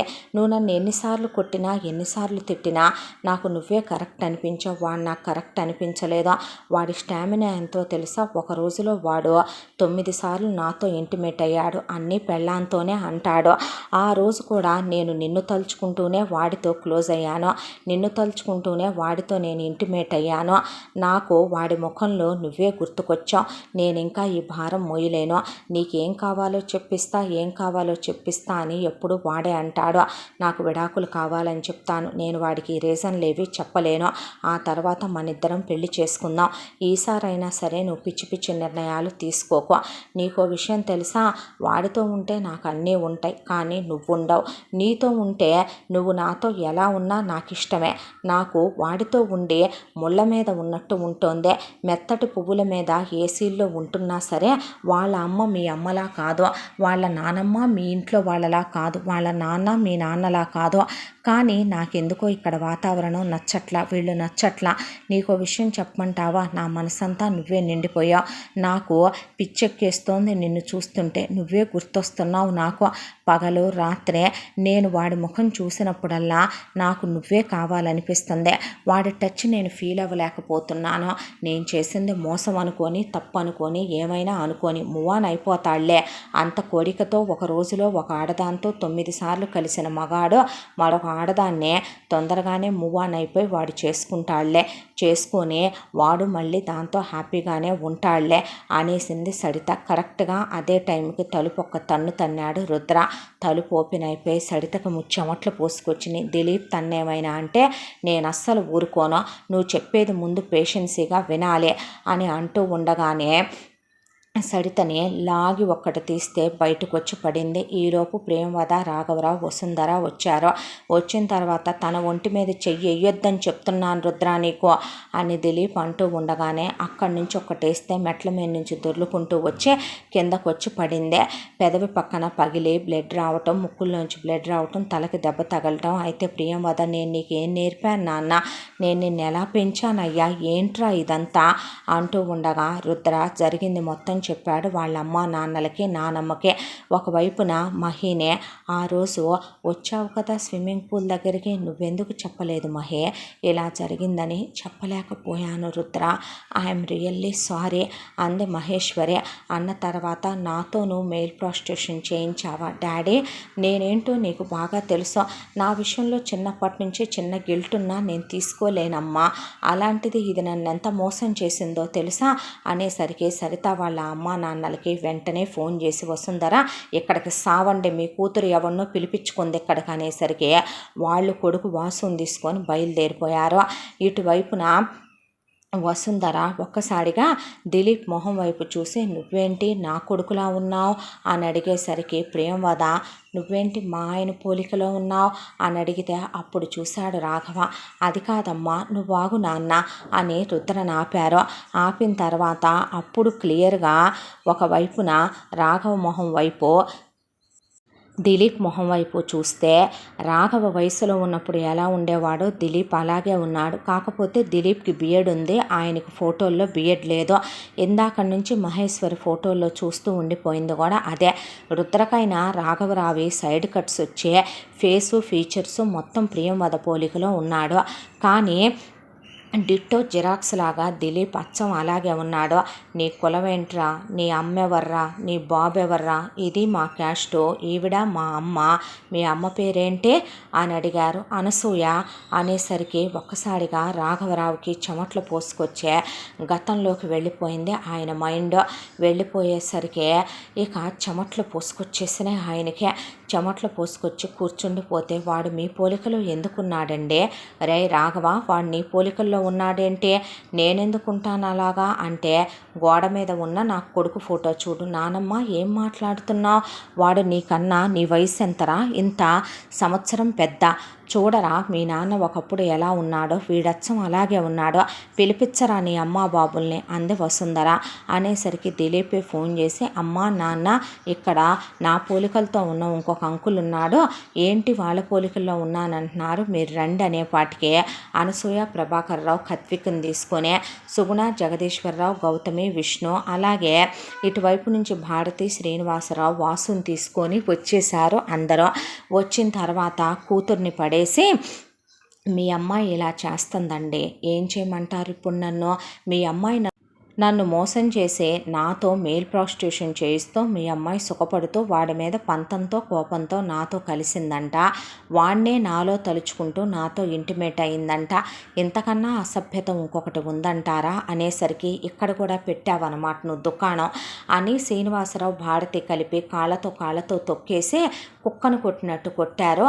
ఒకవైపున సడితనే, కొట్టొద్దు, మీరు కొడితే నేను ఊరుకోను అని దిలీప్ అంటూ ఉండగా అప్పుడే వాల్జడేసుకుని తల్లో పూలు పెట్టి ఎంత కుంకాలు పెట్టే, అసలు మెళ్ళో మంగళసూత్రాలు, నల్లబూసలు, పొడుగు నల్లబూసలు, పుస్తెలు, నెక్లెస్, చేతుల నిండా మట్టి గాజులు, కాళ్ళకి మెట్టులు, గజ్జెల పట్టాలు పెట్టుకొని అనసూయ వచ్చింది. వచ్చి రావటంతోనే ప్రభాకర్ రావు, అనసూయ, కత్విక్, ఇటువైపున మహేశ్వరి వాళ్ళ అమ్మా నాన్న ఫ్యామిలీ వచ్చే, నువ్వా అందే రాఘవరావుని చూసేసరికి, నువ్వా, నా కొడుకు నీకు తెలిసేంటే అనేసరికి అలా నుంచుండిపోయారు అందరూ. నుంచుండిపోతే వాళ్ళు, ఇప్పుడు చెప్పండి ఏం జరిగింది అసలు, నీ కొడుకు మొహంలో నా కొడుకు పోలికలు ఎలా ఉన్నాయి అని అడిగింది వసుంధర. ఎవరు నువ్వు? నీకు మా ఆయనకి సంబంధం ఏంటి? అసలు మా ఆయన పోలికలు మీ అబ్బాయి ముఖంలో ఎలా ఉన్నాయండి అని ప్రభాకర్ రావుని అడిగాక, ప్రభాకర్ రావు ఒకవైపున దిలీప్ వైపు చూస్తూ ఒకవైపున రాఘవ్ వైపు చూశాడు. సుగుణ వాళ్ళు, జగదీశ్వరరావు వాళ్ళు, విష్ణు, అలాగే ఒకవైపున గౌతమి కూడా అలా చూస్తూ గోడ మీద ఉన్న ఆయన వయసులో ఉన్నప్పుడు ఫోటో చూసి దిలీప్ వైపు చూస్తే ఒకవైపున రుద్రతో సహా ఎవరికి మాటలు రాలేదు. మాటలు రాకపోయేసరికి, ఏం జరుగుతుంది ఇక్కడ నాకు తెలియాలి, చెప్పరేంటి ఎవరో, ఇక్కడి నుంచి చెప్పకుండా ఎవరు కదిలే పనే లేదు అని వసుంధర ఉయ్యాల్లో కూర్చుంది. నేనే చెప్తానమ్మా నిజం అన్నాడు రాఘవరావు. ఏంటా నిజం అందావిడ. అందరూ వింటూ ఎక్కడ వాళ్ళు అక్కడ స్థాణువులై నిలబడిపోయారు. అక్క పెళ్ళైపోయిన తర్వాత నాన్న నన్ను నీ ఇష్టం వచ్చినంత చదువుకోమన్నారు కదమ్మా, కాబట్టి నేను చదువుకుందామని కాలేజీకి వెళ్ళాను. అక్కడ డిగ్రీ కాలేజ్లో నాకు అనసూయతో పరిచయం ఏర్పడింది. ఆ పరిచయం 5 సంవత్సరాలు. ఇద్దరం డిగ్రీ చేసాం. ఆ తర్వాత నేను పీజీ కూడా చేశాను. తను నాతో పాటు పీజీలో జాయిన్ అయిందే. మా ఇద్దరిది కేటగిరీలు ఒకటే అయినా కులాలు వేరు. తనే నాకు ప్రపోజ్ చేసింది, ప్రేమలేఖలు రాసింది. ఇద్దరం ప్రేమించుకున్నాం. 5 సంవత్సరాల పాటు సినిమాలకు వెళ్ళాం, షికార్లకు వెళ్ళాం, బయటకు వెళ్ళాం, పార్కులకు వెళ్ళాం, గుళ్ళకు వెళ్ళాం, పర్సనల్గా కలుసుకునేవాళ్ళం. చాలాసార్లు చాలా ముద్దులు, చాలా కౌగిలింతలు. తను నాతో చాలా దగ్గర అవ్వాలని చాలాసార్లు ప్రయత్నించినా పెళ్ళవకుండా అలాంటి చేయకూడదని నువ్వు నాన్న అంటం వల్ల నేను తన్ని దూరంగానే పెట్టాను. ఆ రోజు కాలేజీ ఆఖరి రోజు. ఆ రోజు కాలేజ్ అయిపోయి మేము తిరిగి వస్తూ ఉండగా సినిమాకి వెళ్ళాం. పెద్ద వర్షం. ఆ వర్షంలో మేమిద్దరం వస్తూ ఒక చోట ఆగిపోయాం. అక్కడ పాడుపడిపోయిన ఒక ఇల్లు ఉంది. ఆ ఇంట్లోకి వెళ్ళేసరికి నన్ను అనసూయ దగ్గరికి తీసుకుంది.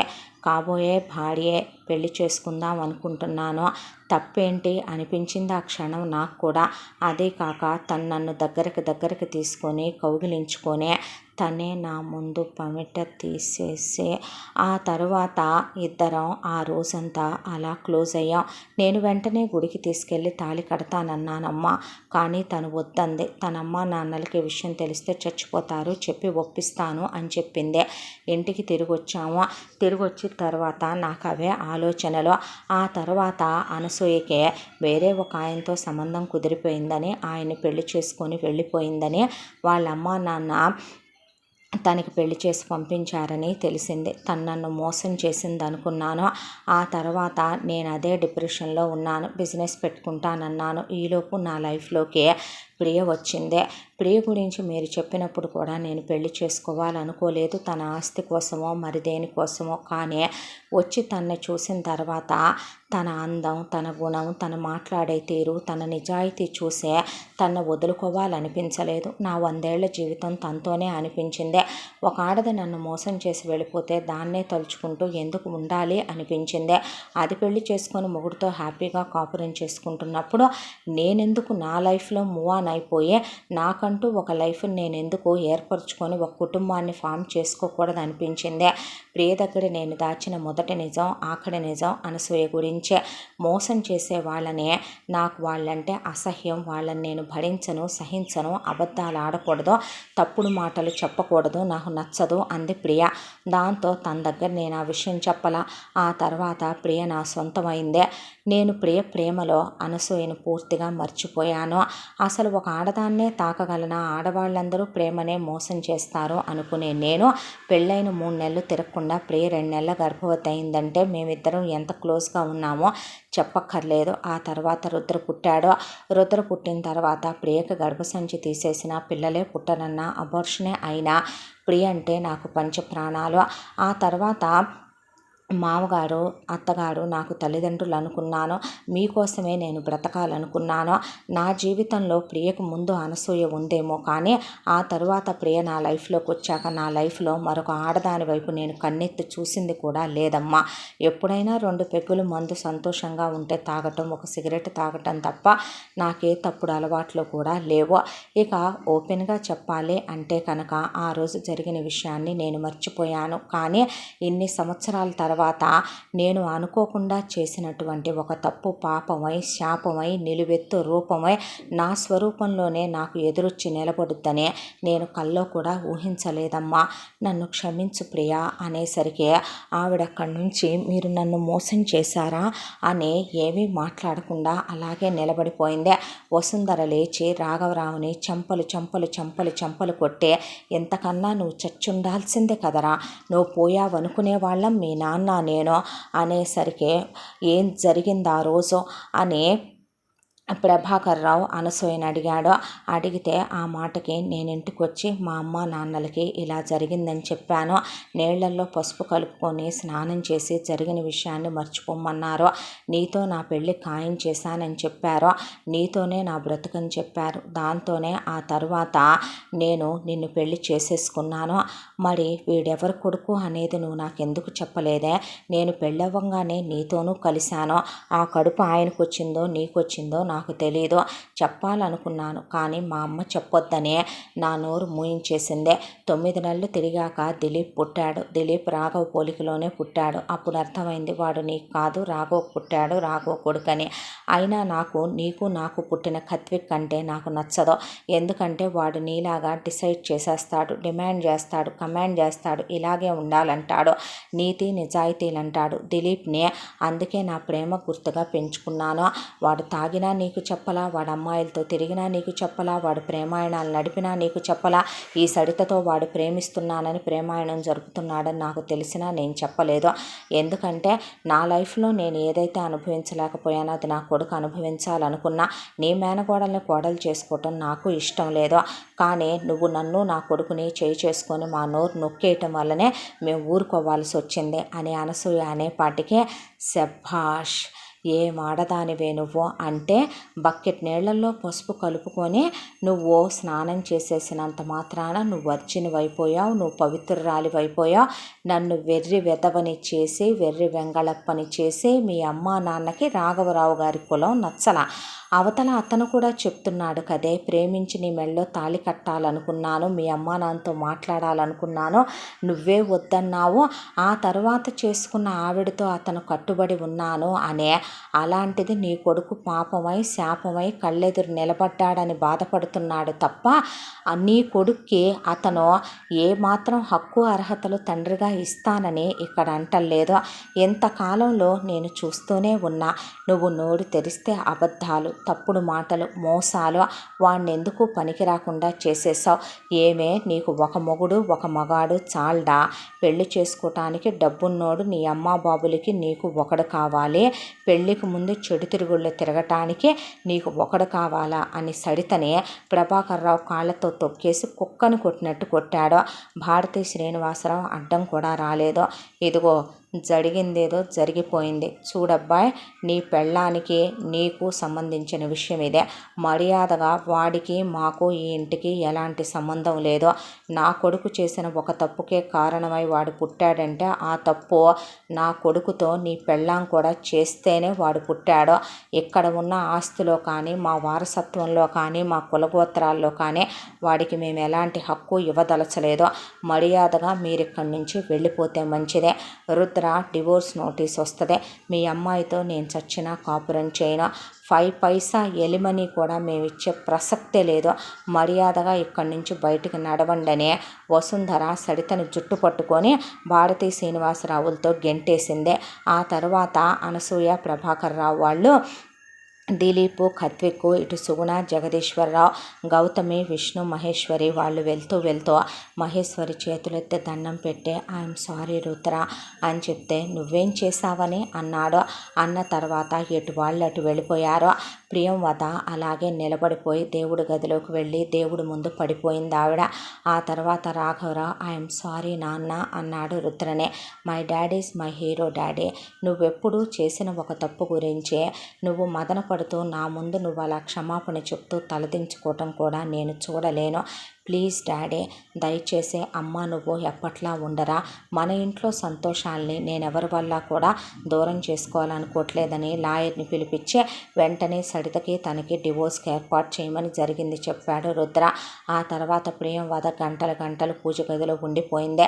బయట వసుంధర పడిపోయి దరిద్రుడా, నీ వల్లే నా కోళ్ళు ఇలా అయిపోయిందని రాఘవరావుని చెంపలు కొట్టి ఎంతకన్నా నువ్వు వ్యభిచారం చేయాల్సిందే. అమ్మా, నేను జీవితంలో చేసింది ఒకే తప్పు, నువ్వెందుకమ్మా నన్ను అలా తూట్లు పొడి చేస్తున్నావు అని ఆయన పూజ గదిలోకి వెళ్ళి ప్రియంవద కాళ్ళు పట్టుకున్నాడు. ప్రియా, నేనేంటో నీకు తెలుసు, నువ్వంటే నాకెంత ఇష్టమో కూడా తెలుసు. నేను నీ దగ్గర దాచిన మొదటి నిజం, ఆఖరి నిజం, ఆ భగవంతుడి ఎదురుగా హారతి మీద ప్రమాణం చేసి చెప్తున్నాను ఒక్కటే, నా ప్రపంచం నువ్వు, మన బిడ్డే, నా లోకం, నా ప్రపంచం, నీ తర్వాత మరెవరూ లేర్రా. నేను ఎవరిని నా మనసులోకే కాదు నా ఊహల్లో కూడా రానివ్వలేదు.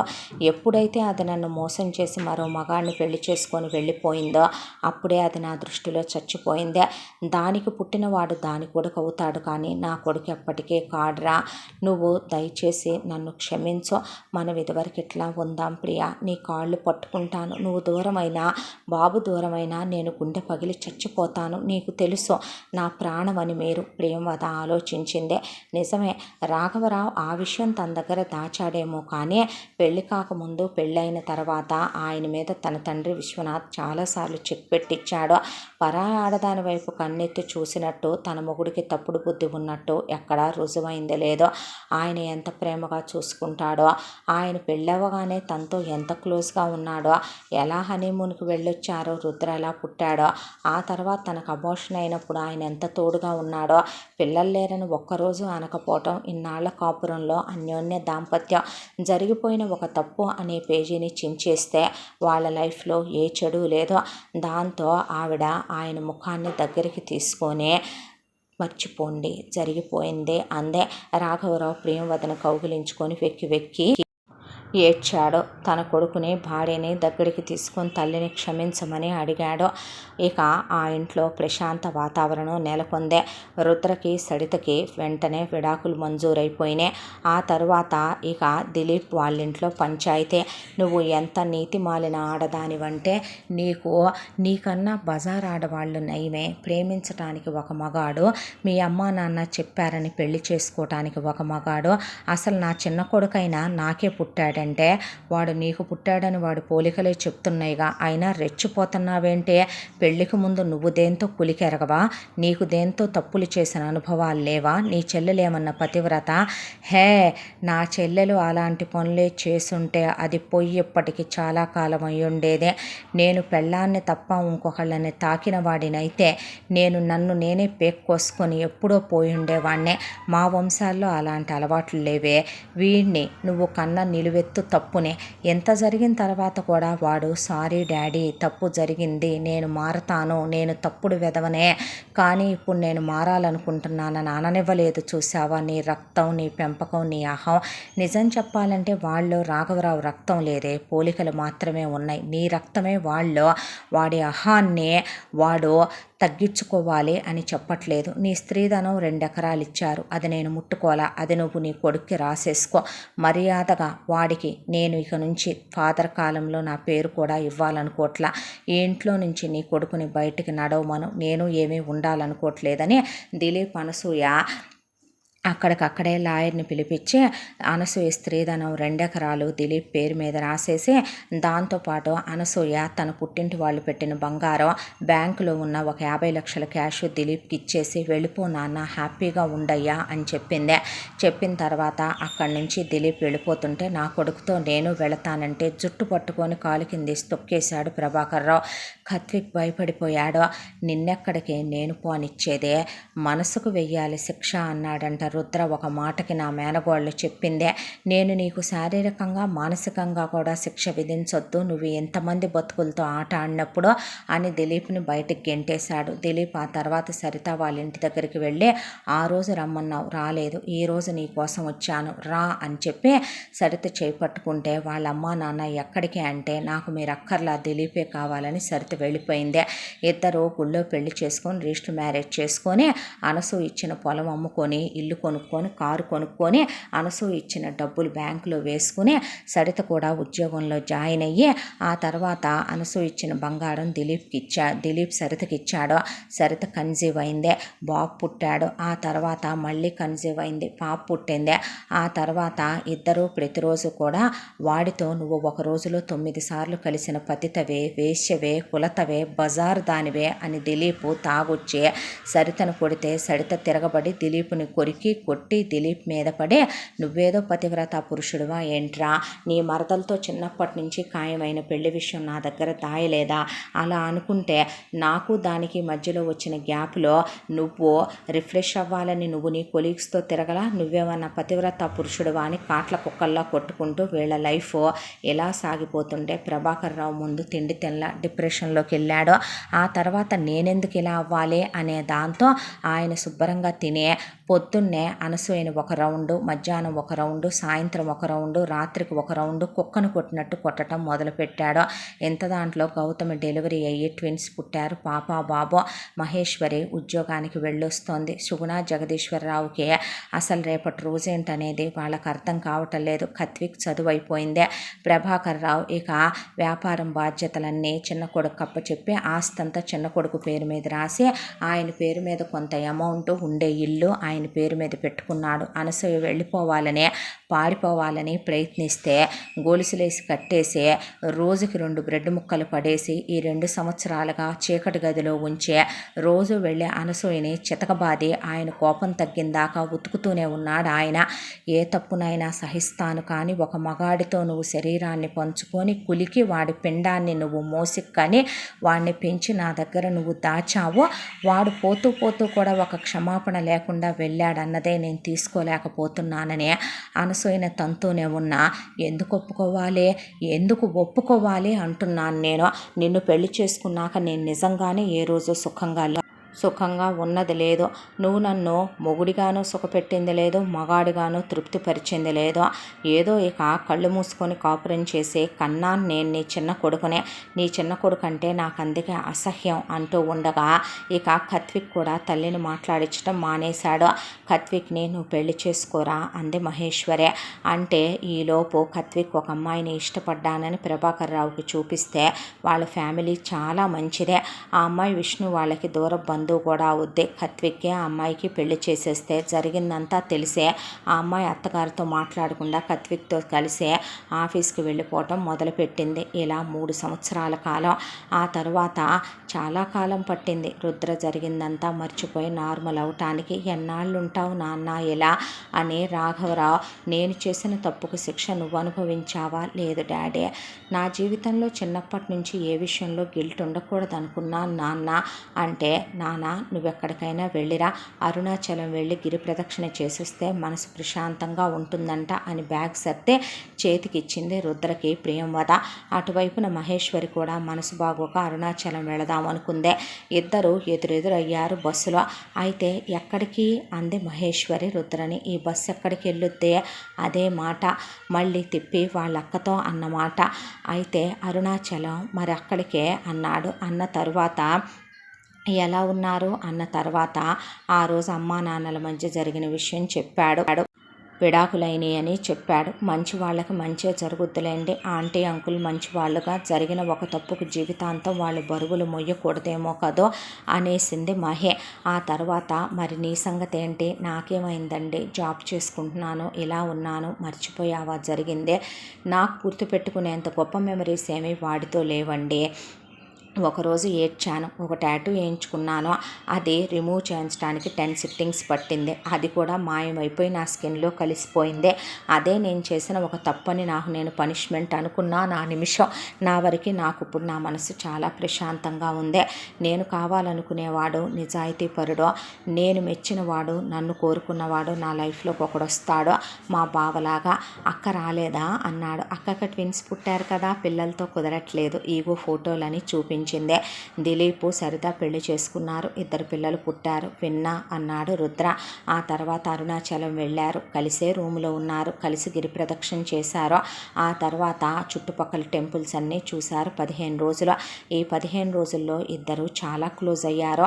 ఆ తర్వాత ఊరికి తిరిగి వచ్చేటప్పుడు ఈసారి కాంటాక్ట్ మిస్ అవ్వకూడదని ఇన్స్టాగ్రాము, ఫేస్బుక్, స్నాప్చాట్, దాంతోపాటు ఫోన్ నెంబర్లు వాట్సాప్లో అన్నీ షేర్ చేసుకొని వచ్చారు. ఆ తర్వాత రుద్ర ఒకరోజు ఇంటికి రావచ్చుగా అని మహిని ఇంటికి తీసుకొచ్చాడు. నమస్తే ఆంటీ, నమస్తే అంకుల్ అంటే రామ్మ నా ఫ్రెండ్ అయ్యింది అని చెప్పి రుద్ర ఇంటికి తీసుకొచ్చాడు. అలా వీళ్ళ ఫ్యామిలీతో బాగా క్లోజ్ అయిపోయింది మహి. అయిపోయిన తర్వాత 1 సంవత్సర కాలానికి రుద్రకి జరిగిన విషయాన్ని మర్చిపోవాలనిపించింది. ఒకరోజు మహేశ్వరి ఒళ్ళో పడుకొని ఏడ్చాడు.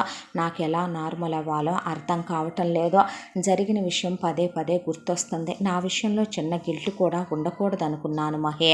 100% ఎవరి లైఫ్ మనం అనుకున్న విధంగా ఉండాలనుకుంటే ఉండదు రుద్ర. ప్రతి మనిషి విషయంలో కూడా తప్పనేది ఒకసారి వచ్చి తలుపు తట్టే వెళ్తుంది. పాపం, మోసం ఇలాంటి వాటికి ఎంతటి వాడైనా సరే ఒక్కొక్కసారి ప్రలోభపడక తప్పదేమో అనేసిన తర్వాత ఒక రోజున డైరెక్ట్గానే మహేశ్వరి చేపట్టుకొని కళ్ళల్లో కళ్ళు పెట్టి చూస్తూ పెళ్లి చేసుకుందామా అన్నాడు. నువ్వా నన్నా అంటే నేనంటే ఇష్టం లేదా? నీలాంటి అబ్బాయిని ఎవరు కాదంటారు? నువ్వు బంగారానివైతే, కానీ సడన్గా ఇలా అంటే టెన్షన్ ఉంటుంది కదా అన్న తర్వాత మామయ్య ఏమంటాడో, అమ్మా నాన్న నేను మాట్లాడినా వద్దొద్దు నేనే మాట్లాడతాను అన్నాక ఫస్ట్ చేయి పట్టుకొని కిందకి తీసుకొచ్చి మహి నేను పెళ్లి చేసుకుందాం అనుకుంటున్నాను డాడీ అని చెప్పాడు. రాఘవరావుకి ప్రియంవదకి చేసుకోయ్యా అన్నారు వాళ్ళు. మన ఇంటికి ఇలాంటి మహాలక్ష్మి కరెక్ట్ లేయ్యా అంది వసుంధర. ఆ తర్వాత వెళ్ళి జగదీశ్వరరావుకి, సుగుణకి చెప్పే ధైర్యం లేక గౌతమి, విష్ణుతో చెప్పించింది మహేశ్వరే.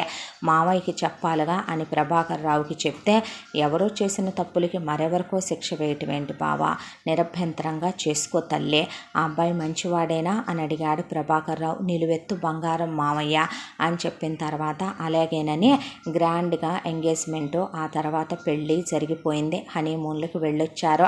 హ్యాపీగా మహేశ్వరి ప్రెగ్నెంట్ అయింది. ముందు ఒక బాబు, తర్వాత ఒక బాబు పుట్టారు. ధ్రువ, భార్గవ్ అని పేర్లు పెట్టుకున్నారు. జరిగిన గతాన్నంతా మర్చిపోయారు. సంతోషంగా ఇద్దరు హ్యాపీగా ఒకే ఆఫీస్కి వెళ్ళి బిజినెస్ చూసుకుంటూ హ్యాపీగా లైఫ్ లీడ్ చేయటం మొదలుపెట్టారు. చేసిన ఒక పాపానికే రాఘవరావు గంగా స్నానాల దగ్గర నుంచి మనకున్న అన్ని పుణ్య నదుల్లో స్నానాలు చేసి వచ్చాడు ఆయన.